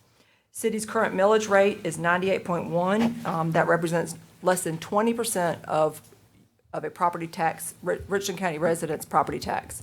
I know there's been a lot of discussions outside of this council necessarily with regards to the city's property taxes. It has not been changed in 10 years. That's been the same millage rate for 10 years. We are going through reassessment later on this year, but at this point, the millage rate that we're proceeding with is 98.1. Do you know what the banked millage allowable for the city is? I don't know it off the top of my hand. In the past couple of years, it's been maybe 5 to 6 in terms of the past three years. In other words, looking at the bank being the past 3 years of bank millage that we did not adjust our millage rate from cost of living or from property growth. And I think prior years it's been 5 to 6.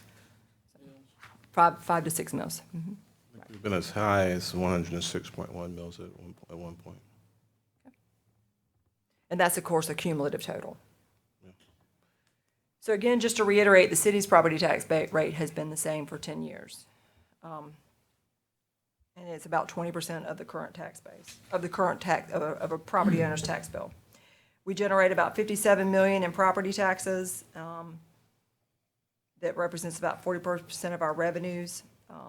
And we generate, and then of course, as you've seen, our public safety functions reflect more than 50% of our total general fund budget when you include their public safety vehicles and equipment that's included in our lease program. State law obviously has limitations with regards to those things that we can do. With regards to what we can do for our revenues, in terms of revenue options that we have, in terms of charge certain fees for services, or even with regards to our property millage. Obviously, Act 388 is still impacting not just Columbia, but any of the municipalities and local governments with regards to property tax in terms of our assessments as well. So what we're trying to figure out also is how we address options for increasing our overall assessed values, and then so we can generate additional revenues from those assessed values. How can we increase the overall tax base, and then what does the city do to generate revenue, cover the cost of operations, and prepare ourselves for growth? I think we've already covered maintaining our levels is not necessarily growing our city or growing our services, especially those services that City Council have expressed an interest in, and our citizens have expressed interest in.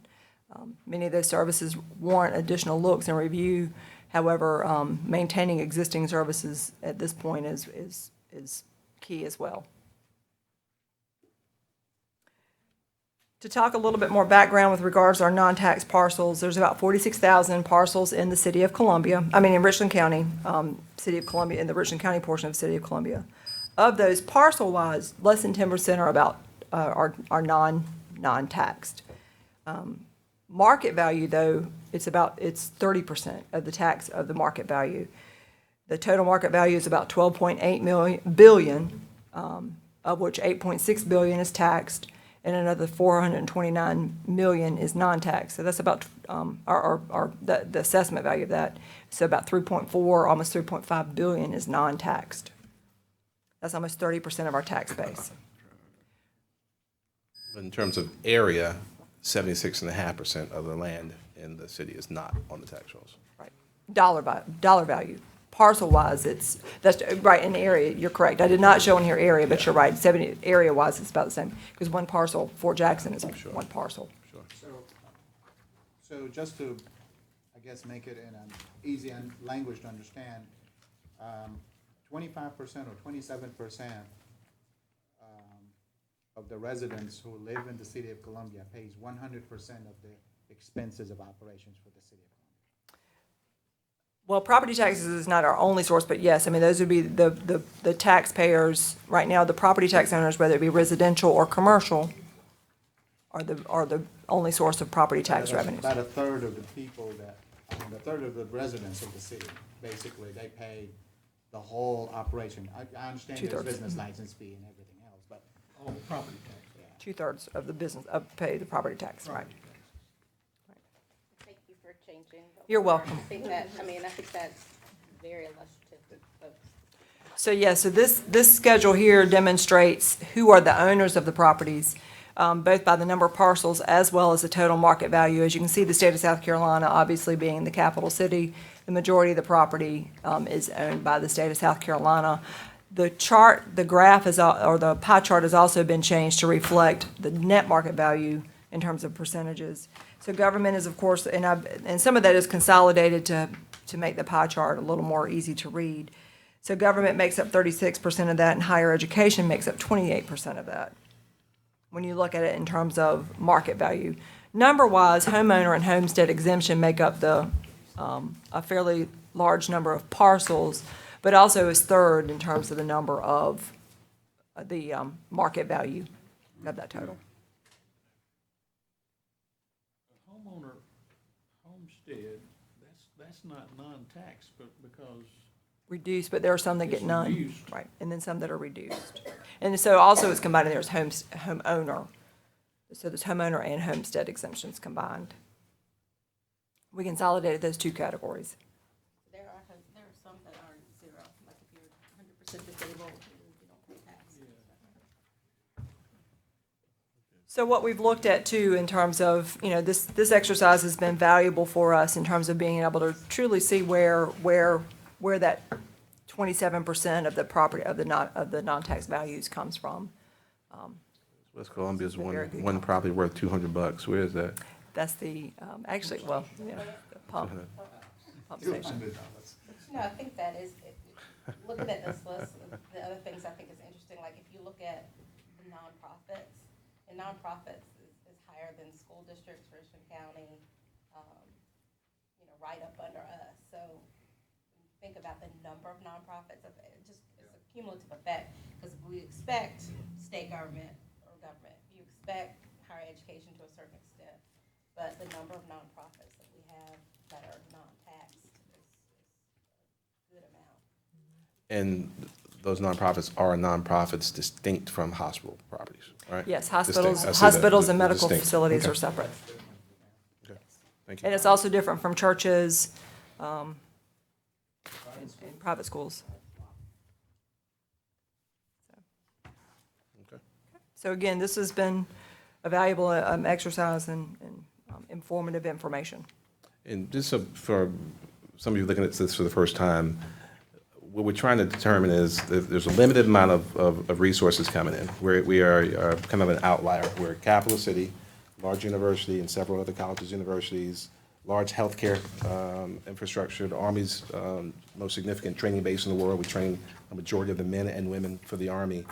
So in terms of area, again, 76.5% of our real estate's not on the tax rolls, so they don't pay taxes. Act 388 limits the amount that property owners have to pay, the ability to raise taxes on property owners.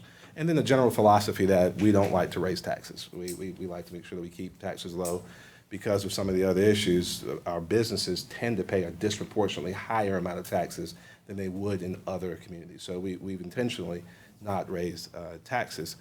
But you'll see arguably on the left side of the column, several institutions that receive services that you all as taxpayers pay for. If it's fire protection or police protection, or we don't do sanitation anymore, but general services, but don't pay into the pot. So we're trying to find ways to be more equitable to those who are helping pay the freight, and more thoughtful in how we spread the responsibilities of government largesse, for lack of a better term. That's the discussion we're having philosophically. Can I add something to your statement? Please. Because that's a really strong statement, and it's down to the bones of what we're talking about. But a lot of those fees that we're trying to generate is to support the public safety when it comes to fire and police and public works, when it comes to sanitary and garbage. So a lot of those core services that you expect from municipal government is what we're trying to balance the act and balance the shield. Thank you, Mo. You know, I don't know that this, we've done an in-house, and this is very good. I don't know how much of the public fully understands this circle, this pie. Contributing versus non-contributing properties. I would suggest that as we continue this discussion that we include some specifics here in our discussions, Mr. Mayor. Yes, sir. Please. Thank you. So one of the first items we'll discuss is the recommendation for a public safety fee. Let me jump in real quick just to piggyback on the discussion, because that was a great summary the mayor gave and Mr. Ventura added as to philosophically the why. I think what doesn't rest easy with me at this point is that the revenue options that council knows take a little bit more work and research and due diligence that we're getting towards that would totally address that specifically to non-taxable parcels, entities, business license options, et cetera, is gonna take us until January 1, hopefully, to implement, working with legal and everyone else concerned. This option is a good option as well, but in order for it not to be considered a tax, it has to be a fee and it has to be applied across the board. So I just, again, want to reiterate what I said last meeting is that I hear you. Your first priority is to address the non-taxable entities. However, we're not quite there yet, and I do believe that a public safety fee, a minimal fee, that would still be across the board, and so I get it, that's gonna still address everybody that you're trying not to address. But I do think with the growth of this city and the public safety needs, everybody should probably be touched by that because they would be benefiting from those additional services, whether they're technology needs or that smart city type efforts. ShotSpotter, we're already seeing, is paying dividends to the city.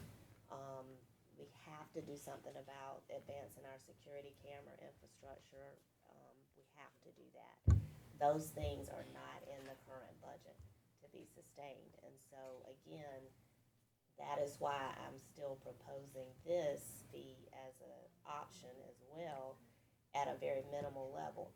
Philosophically, I know there's discussions about how you do it by formula, by if it's a residence, should they pay the $5 the same as the university? I think we can look at maybe by how many water taps you have or something like that. But it's not about your residence or where you live. It's about the city and what public safety infrastructure we have across the city. You may live in one place, but you may play in another. And so when you come to the Vista or Five Points or North Columbia and we are expanding camera infrastructure, you're benefiting from that, no matter where you live.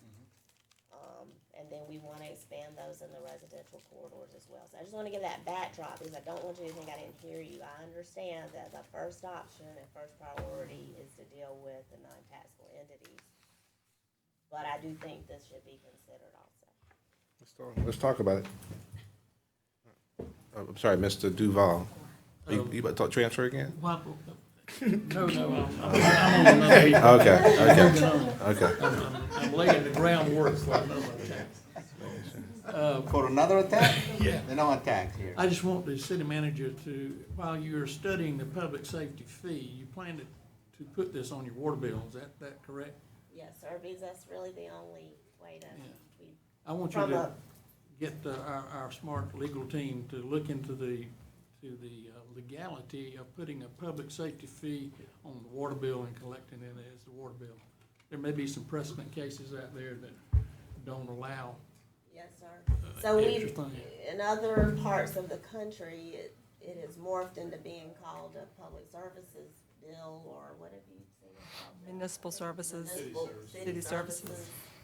And you're exactly right about that. It can be done, to have one bill. That's just the only mechanism we have right now to bill it. Yeah. And it's currently used for our stormwater fees as well. I mean, it's stormwater fees are billed and they're separate entirely from water and sewer, Mr. Davis? as well as, No, I'm just trying to get a visual picture of the building. Yes, sir. It's gonna add another $5 to your citizens. Can I, since we're continuing the discussion here. Please. And the public safety fee, and I know we talked about this last week, or last meeting.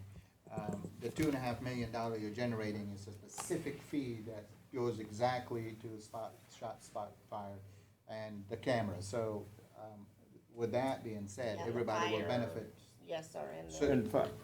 So, that being said, it's our council's, I guess, choice to implement that fee for this year only until we figure out what we're gonna do with the non-paying taxes.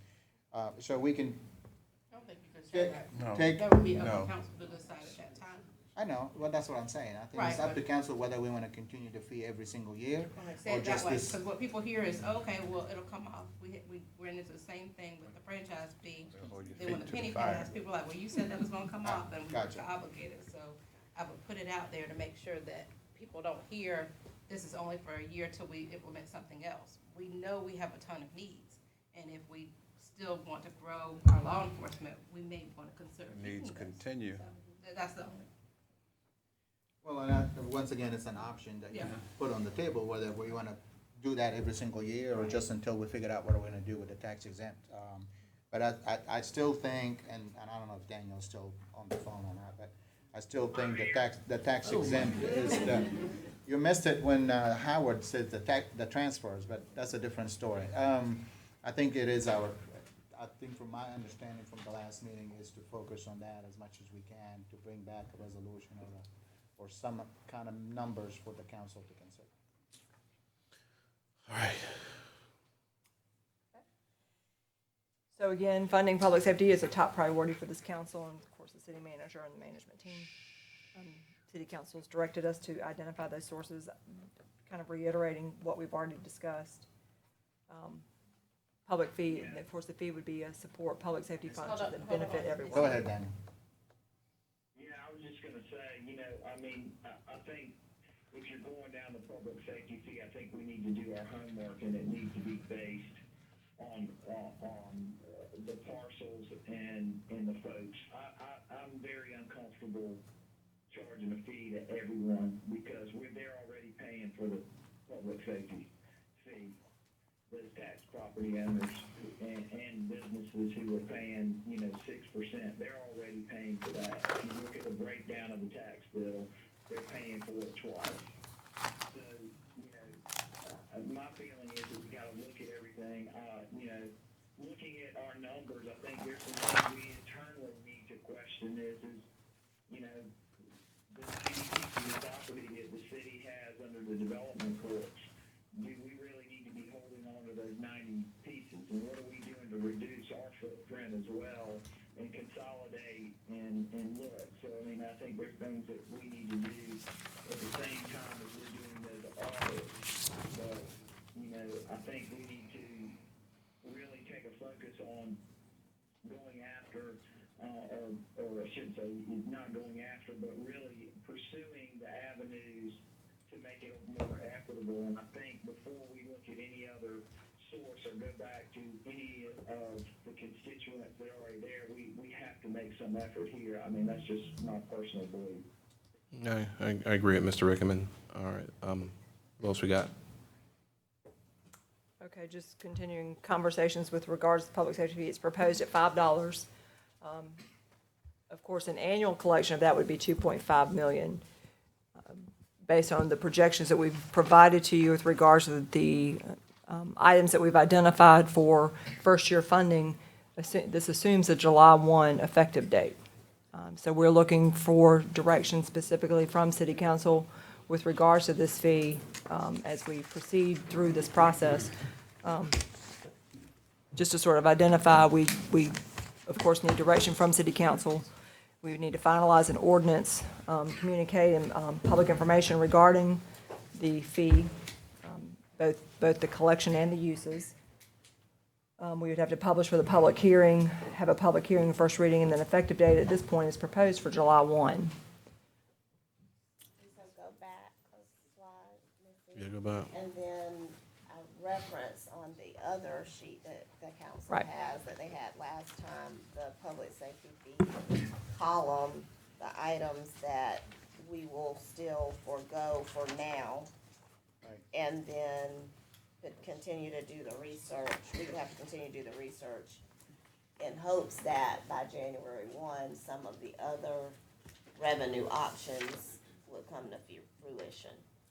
So these 4 bullets that are here, they're right here, the 4 bullets that are, That's what would be covered if we did the fee. yes, or some portion thereof I of was just those wondering, items. what are the ones that are still going to be, we still forego? These, they're not in the budget. Right. No, she's saying what else is not on that What else is list? still there? Like if we do the fee, that will only cover these. But were you saying that there's still items on here that are still not covered in the budget and won't be covered under, if we do this fee or not? We would have to address them when we, The yeah, second, that's the what I'm second asking. column. Y'all just, So, I'm sorry, I That's cannot okay. read it. So, the previous discussion that the chief delivered the briefing on competitiveness, competitive salary increases, the operate some additional probably equipment needs, the commercial code enforcement briefing that David gave last time on the need for additional commercial code enforcement, particularly now with the multifamily issues, housing issues that we faced recently.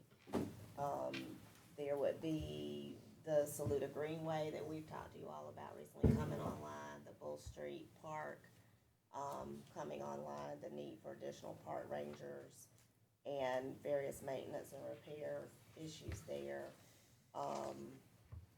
Those would be probably some of the major items that could be incorporated, hopefully.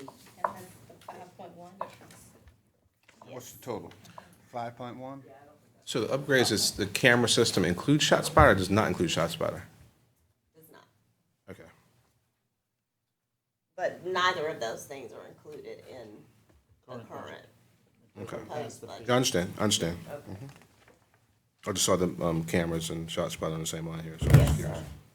The shot spotter is not included in either one of these. But those also, Not so the ongoing one, costs. 2, 3. So these are all. So for the most part, these are all non-recurring costs as well. Most of those top 3 at least Most are are non-recurring. non-recurring, right? Okay. ShotSpotter will have some, Yeah. recurring, I mean but- these right here. These Security those camera is first 3. Security camera is the Maintenance. largest chunk of that. It's the Okay. largest amount of that, and it would be for the initial investment, but after that, it's an ongoing cost because it's a service. Like Okay. ShotSpotter is a service. It's not hardware or equipment cost. Well, I'm just trying to think of how do you continue to lever up that 2.5 if you just did this over It's time? recurring cost. It's recurring. It's a recurring fee. Recurring But all fees. these are not recurring costs. The 1.9 is a blend of both upfront costs for some, and then several other things that are reoccurring costs. But the firefighter gear. Firefighter the gear would be renovations. one time, but there's other One time. needs that beyond. We could identify, of course, whether it's facility needs or equipment needs, for beyond the 2.5. We just identified, the manager identified some first level of I'm funding. just trying to get my head for those. wrapped around what might be covered in year one that's not a Yes. responsibility for year two. And just trying to get a sense of that. So, okay. And Ms. Devine was asking what is the ongoing cost for shot spotter? I don't know. 200. 325 a year. And that's what the two we have existing. Is there a plan to, is there a No, plan the to plan is add additional? Yes, sir. I'm talking to some new folks coming to town about that. Do you know what that would be? What's another zone? 400,000. 200. Well, it's about 325,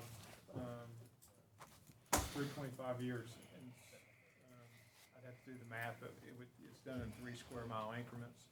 We're at 6 square miles now, so if we expand it, we would take it 3 additional miles. Shot Spotter is a new gunshot detection technology that the CPD is using very effectively to take some guns off the street and put a real dent in some of the violent crime we're seeing. And I just asked that because just like it was when we did the cameras initially and now, when, you know, we've done a really good job at promoting what we're doing and how we're being proactive, but then everybody wants to know, well, when is my area gonna get it? Well, how am I gonna do this? So as we're talking about a public safety service fee, I think that is something to talk about. If that's not in our budget, it's not anticipated to be able to be covered in our budget foreseeably. If the question was asked about what potentially the reoccurring could be, that could be. I just think we need to have a plan. People are asking, well, what's the plan to expand it? When is that gonna happen? We don't really have answers on that now, but if we at least have a plan, then we can say, looking at our budget, we may be able to expand it in the next couple of years and that kind of thing. So what would be a good reasonable expansion? Is it 3 square miles per It goes in year? 3 square miles increments. Well, but our plan, Mr. Devine, to address your, you know, it's not haphazard. Everything's data driven. Just like when we did the camera rollouts a few years ago, you know, we addressed the neighborhood concerns because obviously everybody wants a camera. So we put it in strategic places, obviously in our business district and where we were having, you know, our crime hotspots, but we covered entry and exit points for neighborhoods, main thoroughfares, and for ShotSpotter, we've just exclusively relied on where our firearm discharges occur, our non-fatal shootings, and our, you know, obviously shootings people hit, property hits, so we let that drive our locations, and it's you know, it's proven out spot on, but we are seeing alerts on peripherals, and we do have reports beyond our footprint, so we know that, you know, as we continue to be effective with our responses and apprehensions, we're probably gonna maybe displace some things, and we know we have some neighborhoods that we recognize are vulnerable too, maybe not at the level of some of our hottest spots, but still certainly at a level that we recognize is not the quality of life that we expect for our citizens here, so that's where we'd want to expand. Let me ask you this, Chief. One of the things that has given us some success with the cameras has been the mobile units. How does that play into some of your long-term projections in terms of cost? Well, as we're exploring our next phase of our cameras and our technology, we also, one of the things that we're putting in the request is that it's compatible with ShotSpotter. The technology exists now when you have the alert, and it is talking to the camera, that it orientates the camera towards where the gunfire occurs.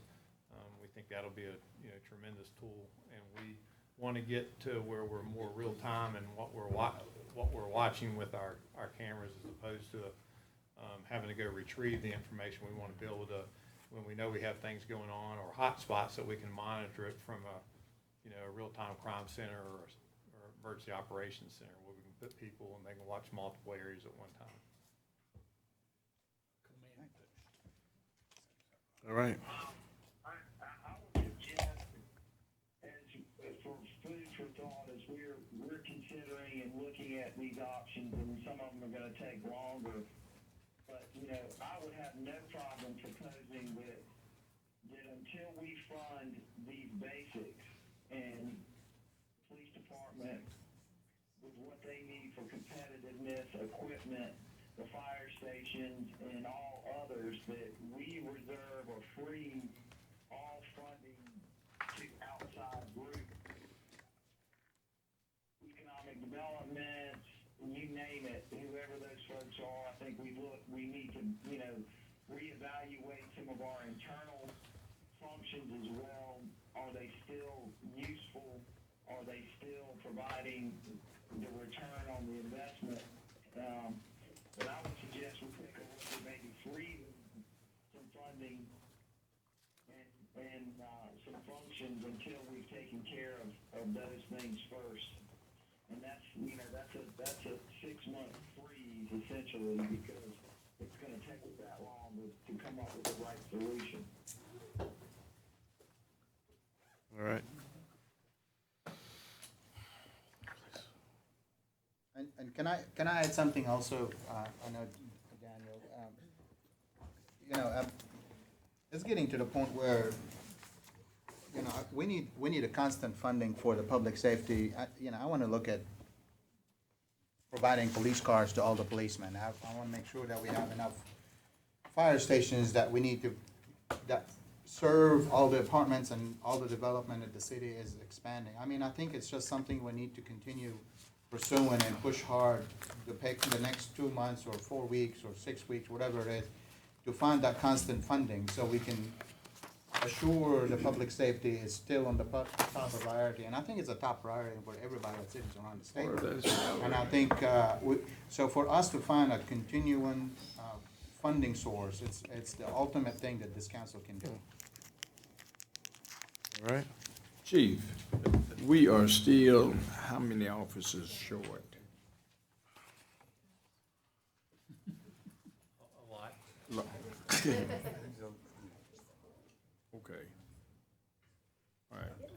I got We got positions. We gotta continue to make the job more competitive. And We gotta get some cars on the street. Absolutely. And that's my point. Yeah. A part of that is the funding piece that allows those things to happen. I got you. Thank you, Chief. I just think we have to keep in mind that there is no one answer. We've got to look at it holistically. And I've said that before, especially when it comes to our parks, but it's easy to say, okay, we need to take care of all our internal needs, and I certainly agree with that. But again, looking strategically, and the point I made about, the homeless court and homeless services, if we can keep, that vulnerable population from committing crimes, that's less stuff that our law enforcement is dealing with, so that they can deal with other things. So I think you can't, it's hard to say blanketly, we're not going to fund anything outside, because certain partners might be providing something that actually allows us to provide the basic service that we're trying to do. So I think we need to look at it holistically, but I do agree with Daniel that we've got to, every year has to be analyzing what we're getting for what we're partnering with people for, and if it's better suited for us to handle internally, or it's cheaper for us to handle internally, or it makes more sense to partner with them, but they take a bigger role, then we need to look at those arrangements and deal with it that way. But I just asked the question of law enforcement. We can get into that a little bit more, just understanding what the plan is and what financially will help us get there. Then I think that helps us look at this, not just this year 1920 budget, but over the next 5 years, where do we need to be to get law enforcement where it needs to be, so that we can keep growing that. And just case in point, we thought we were handling competitiveness and salaries, was it 3 years ago now? I mean, it wasn't that long ago. And now we are back in the situation where we're needing to make some decisions to help skip with recruitment and retention. And so we need to know what our longer range plan is and try and address our budget, not just for the current fiscal year, but looking forward. The reality is that Chief and the team have done a fantastic job in recruitment. They've done a fantastic job in diversifying the force, building a force that's not only focused on 21st century policing, but also a force that looks like the city. reality is that we've got to make sure we continue to be competitive because we train really good people, and other folks take advantage of and you can't blame any jurisdiction or individuals for being offered more pay and or vehicles, what have you. So we got to continue to put ideas, make resources available, and continue to iterate. It's important that we have significantly increased police department funding over the last. I just want to make sure that the public takes that. Over the last 8-9 years, we've increased our budget by 60%. So it's a significant investment, but it is indeed the most important thing that you can do as a city. So back to Ms. Devine's comments, the realization that there are things also that the department has to do that it ought not have to do if in fact we continue to fund the right partners, if it's the PD or if it's homeless services, and those funds are being used effectively and efficiently. There's some things that I thank God for our men and women in blue, but they have to do every day on the streets of the city that they ought not have to do. They ought to be able to focus on making sure that we maintain good, strong ties with the community and that we're keeping the community safe, and they do it well. So, I mean, I'm open to as much creativity as possible that we can exercise within state law. There's some things some places we've been there, done that, not gone back. At least one man's vote. But let's continue to hash things out. I think it's important. I wasn't here at the last meeting. I was abroad, but it's important that as much as we can discuss publicly, let's do that, because we've been having some robust discussions amongst ourselves, and it's so important that as we step into the period where the rubber hits the road, that the public understands that we've been digesting and sharing and iterating and testing the bounds of the law and realizing that we are a state of 46 counties, not a few hundred cities, that most of the tools that allow us creativity are not necessarily city tools. And some we'll be pushing the envelope. And we have an educational process we have to not only go through, but we also have to take our legislative delegation through, helping them understand that we are unique. Howard's been in his job, his previous position for decades, and all of you have various experiences and expertise in different areas. I don't think there's a city like us in the entire country. I mean, if you the military installation, significant nonprofit infrastructure, state government, colleges, universities, we're different. We're just very different than every other capital city up and down the eastern seaboard, different than every capital city across the South. We're just different, and it's and it's important to note that those entities that may not be paying property taxes also make us strong in other ways and also serve as economic engines in other ways, just not the ways that provide the services that we need to be a 21st century city. So it's important that folks know that we've been having these discussions. We've been having them both publicly and privately, and we're going to have to, at some point, just bite the bullet and just rock and roll and let the chips fall where they may.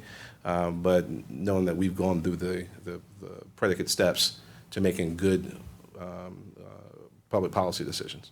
Mr. Davis? Yeah, you're reading my notes, Mr. Mayor. I was reading the notes. That's not what they said. I'm just but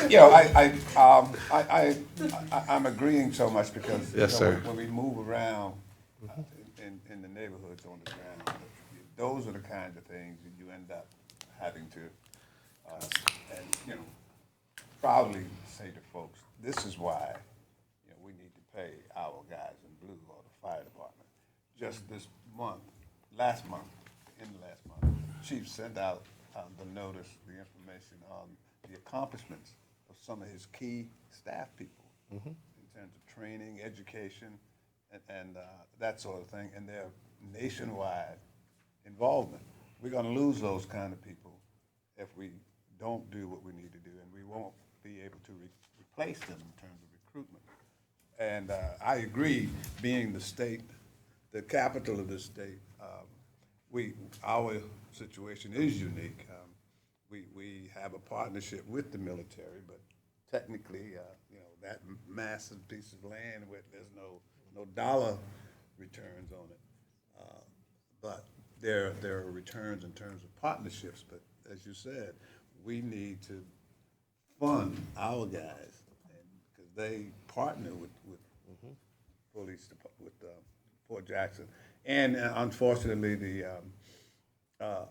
there's some institutions in the city that are not in a contributing posture that we are, so we have to, but we provide services for them. So I think we've got a good case to go down this list and come up with some alternatives that we can all buy into, and at the same time, did we lose Daniel? Mr. Rickman? Mary, I'm sorry, I got disconnected. Oh. We were just voting, Daniel. Yeah, you missed it. Missed the best part too. But I think we're all of the same mind. It's just a matter of just, again, collectively making the case and be prepared to defend it. Amen. May I add one thing? This would be the part where I'll probably get kicked under the table and saying there's really nothing else to add. But to what you said, Ms. Devine, you know, we have immediate needs, and that's exactly what you all are talking about. But you know, I participated in a very really exciting conversation with some of our planning folks about, you know, just what our future annexations look like, and you know, it's exciting. It's part of, you know, what we're seeing with the growth of our city. It's needed. We have to grow with that, and it, you know, it's exciting, but it also creates challenges. We're already seeing what the annexations and the demands look like now in Hardison, for example. What used to be kind of a sleepy area that, you know, was you know, just an extension of the city, we're seeing a much different dynamic just in the last 12 months in terms of requirements on police, the different types of Part 1 crimes that we never saw out there before. There's lots of different reasons. You know, we've had a lot of different housing displacements and things. We've had different types of hotels that you know, service, you know, some of our By the hour. Well, I was going to say by the week, but sometimes it becomes by the hour. But it creates different challenges on us. We, you know, so we have to, as the city is growing and we're grabbing, you know, additional parcels and, you know, swaths of new construction, residential areas. Those are all service requirements. You know, so we have our operational tempo has to match our capacity.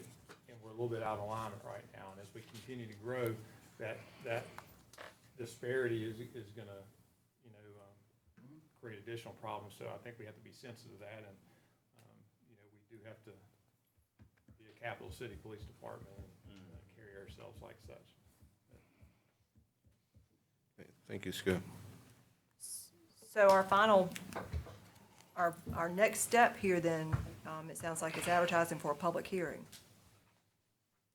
in order to proceed with You want to get that in place by July 1? well, in this case, we would have to be, the public hearing would have to be like the first meeting in July. Back to Mr. Rickman's concern that he raised. There's no legal way to apportion the fee amongst those who are non-tax paying versus those who are tax paying. It has to be uniform. That's correct. I can't answer that, but I will say. That's what we've gone around and around in a circle about. But it's just important. It's important to state that affirmatively and publicly. And I think probably important to point out. And yes, we waive privilege. It's we then dropped from 46 parcels to 4,300 parcels. I'm not talking about the math right now. I'm just saying legally. Is that the case? Yeah, Teresa, can you add to your answer? I think what he kept raising before was using the model of the gas tax. Is there a way to say you're going to apply it across the board, but give a rebate to people who pay property taxes? I think that was one of the questions or suggestions he had. No, not a way that we know of, but I'd just like to remind everyone, we really need to talk about this in executive session. Okay. Now you tell us. And we do have some things to talk about. Well, No, I understand. we have some things to talk about. Well, Hurry up and get there. it's important to say after what the chief has said about all the annexation and everything else that he requires, is that we are committed to find a continuous funding source to give him all the tools he needs. I mean, that's the key. The key is continuous funding source. We agree.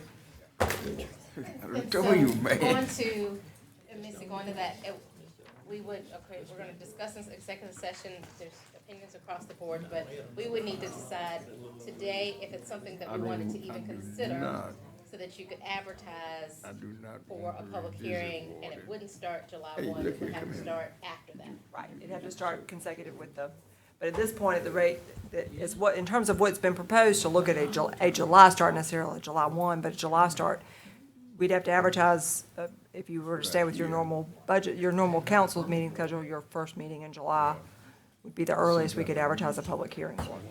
But it's just an ordinance for a fee. It has nothing to do with the amending the budget. That would be, Not at that would this be, point. no. I mean, You'd have to amend it.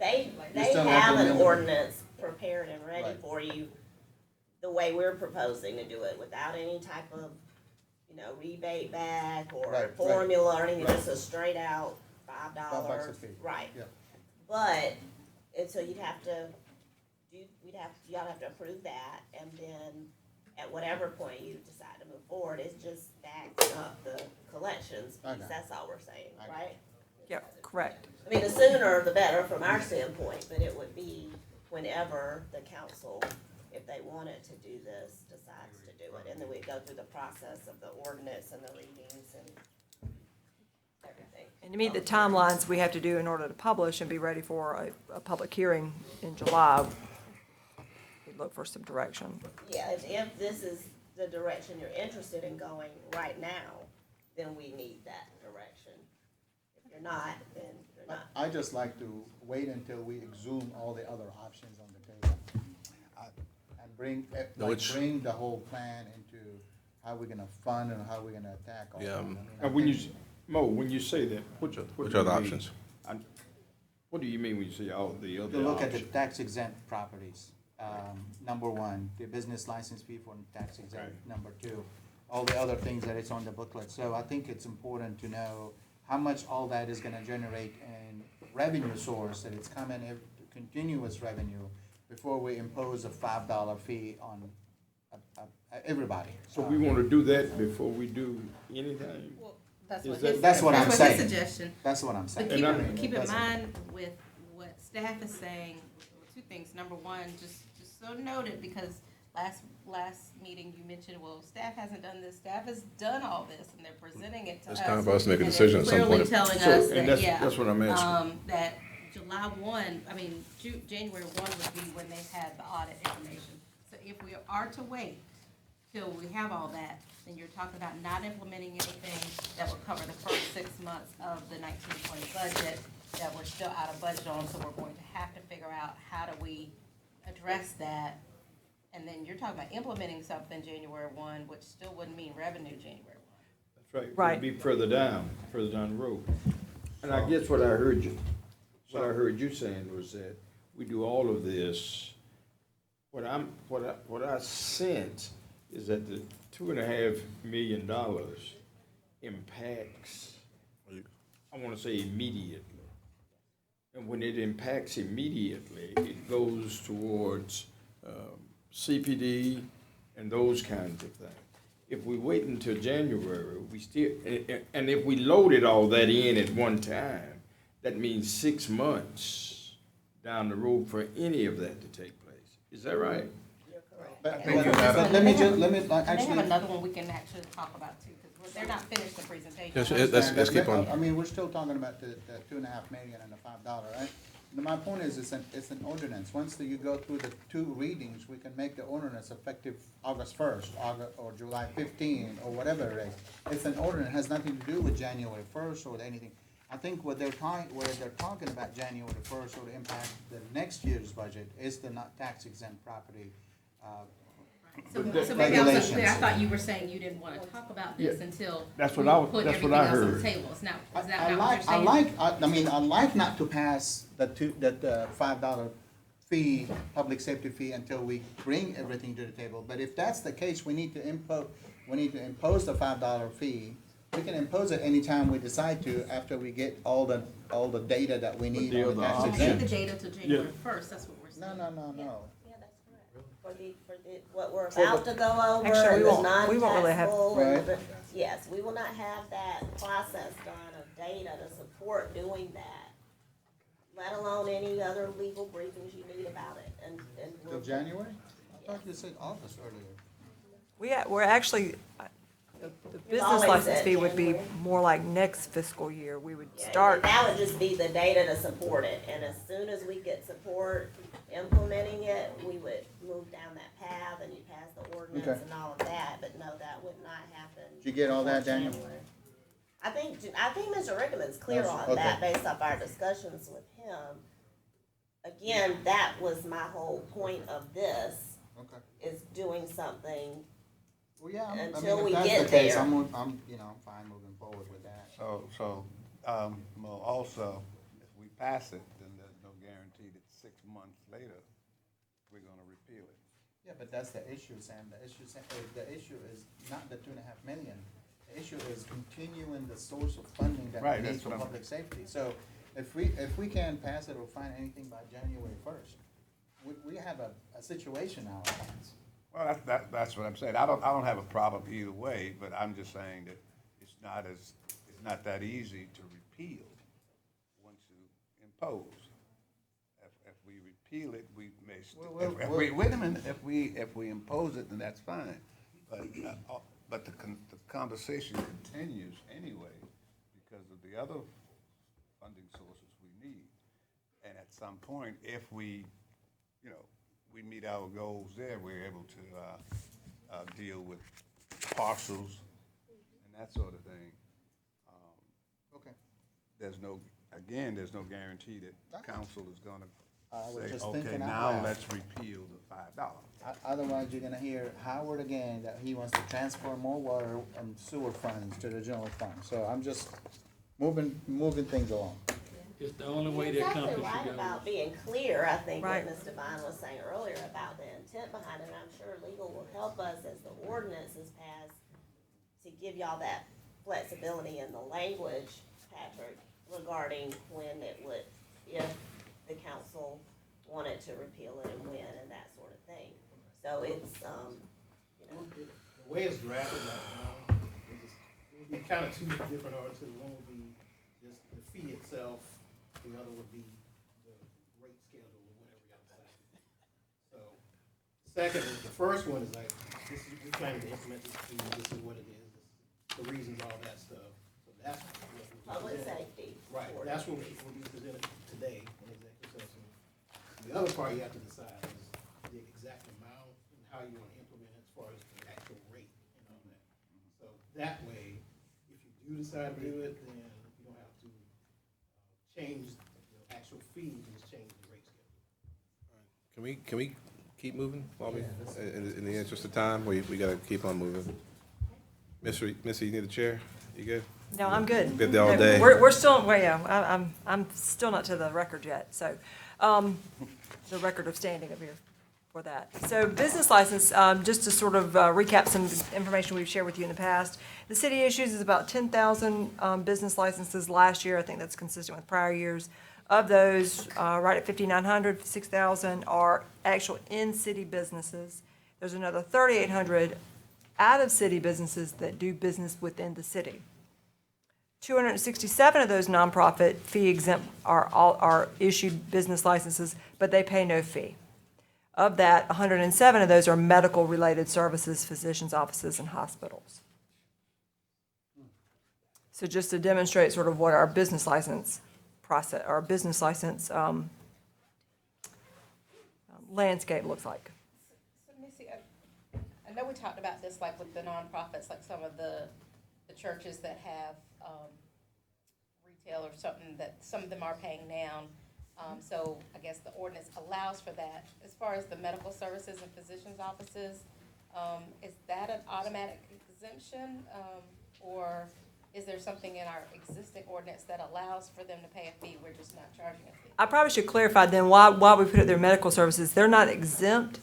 What's exempt the medical services, I should clarify here, is that those doctor's offices are medical services that have been bought by the nonprofit hospital. A medical facility or services that are not owned by the hospital more than likely pay a business license fee as they would. So this is specifically the ones that are not paying fees are those hospital or university related, because obviously the university has some medical services as So well. part of the exercise is to go back and determine, before they may have been bought up by Prisma Health or whatever, and then brought into the hospital system, they were, prior to that, probably paying something as a for-profit medical entity or doctor's office. Plus And now they're profit. not. Plus And so that's part of what this period of time, just one of the things that has to occur with auditing all of that. And we can't, I mean, we're gonna do a combination of things internally, but it's gonna require some outside assistance to get this done. And this one is already in the ordinance existence. I mean, we already have. No, that sir. in the ordinance. We need to modify it. Right.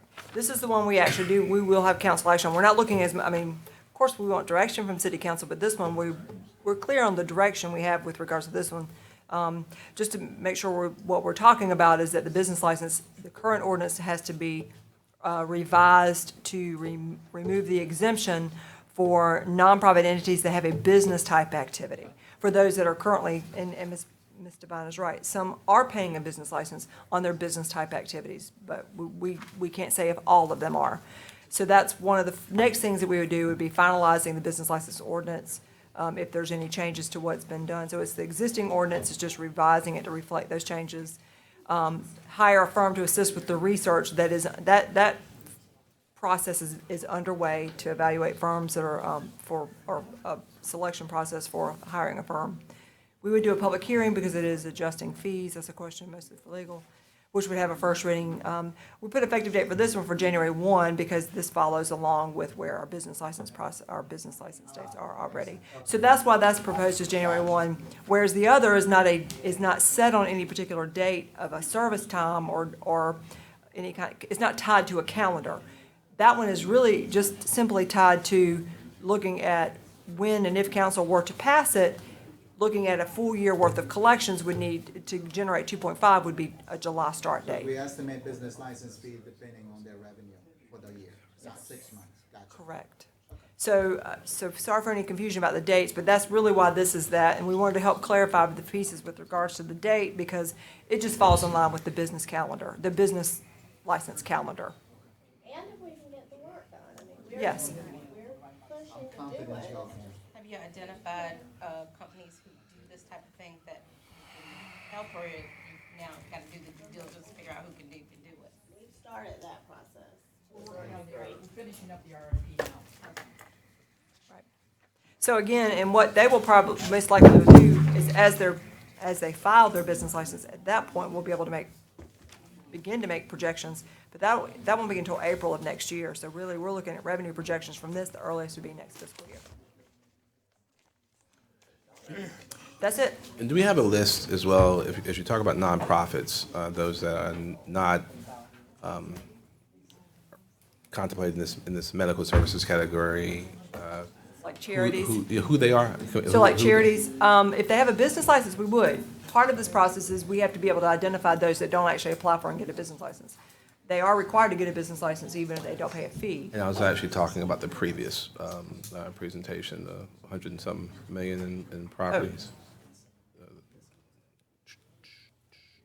Ooh, there. 155 million in total market value property, 326. You have that list of who those are? We do. Be interested to seeing that list. All nonprofits are not created equal, so I'm just trying to get a sense as to. Yes, nonprofit doesn't always mean a charity or a charitable organization. Okay. Thank you. So,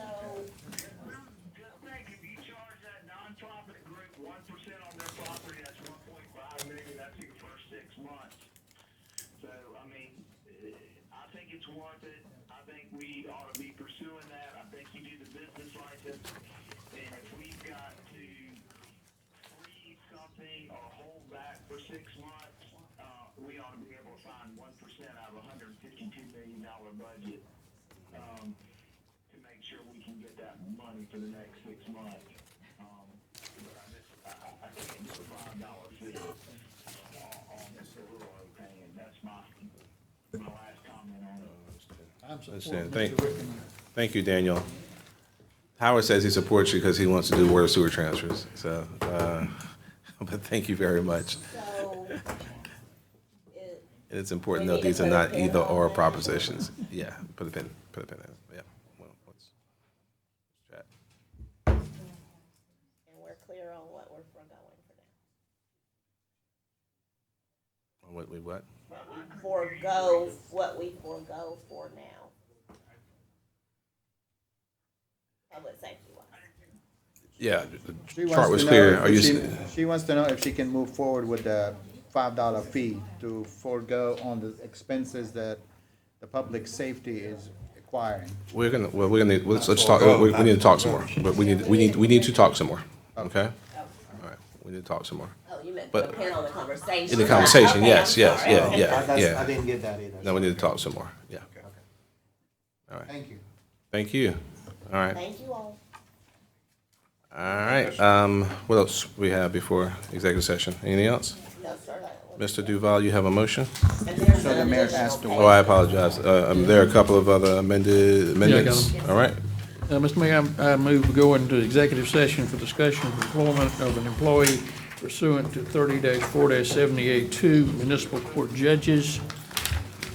Discussion of matters related to proposed location or expansion of services to encourage location or expansion of industries or other business pursuant to 78-2, development incentive, receipt of legal advice related to matters covered by attorney-client privilege pursuant to 78-2, Lower Richland Sewer, smoking ordinance, ban the box, Gills Creek debris removal, public safety fee. Discussion of negotiation and proposed contractual arrangement pursuant to 78-2, Capital City Stadium, organizational structure, discussion of employment. Oh, discussion of employment of an employee pursuant to 78-2, discussion regarding the development of security personnel or devices pursuant to 70A3. Is there a second? Is there discussion? Seeing none, on the previous question, clerk call the roll.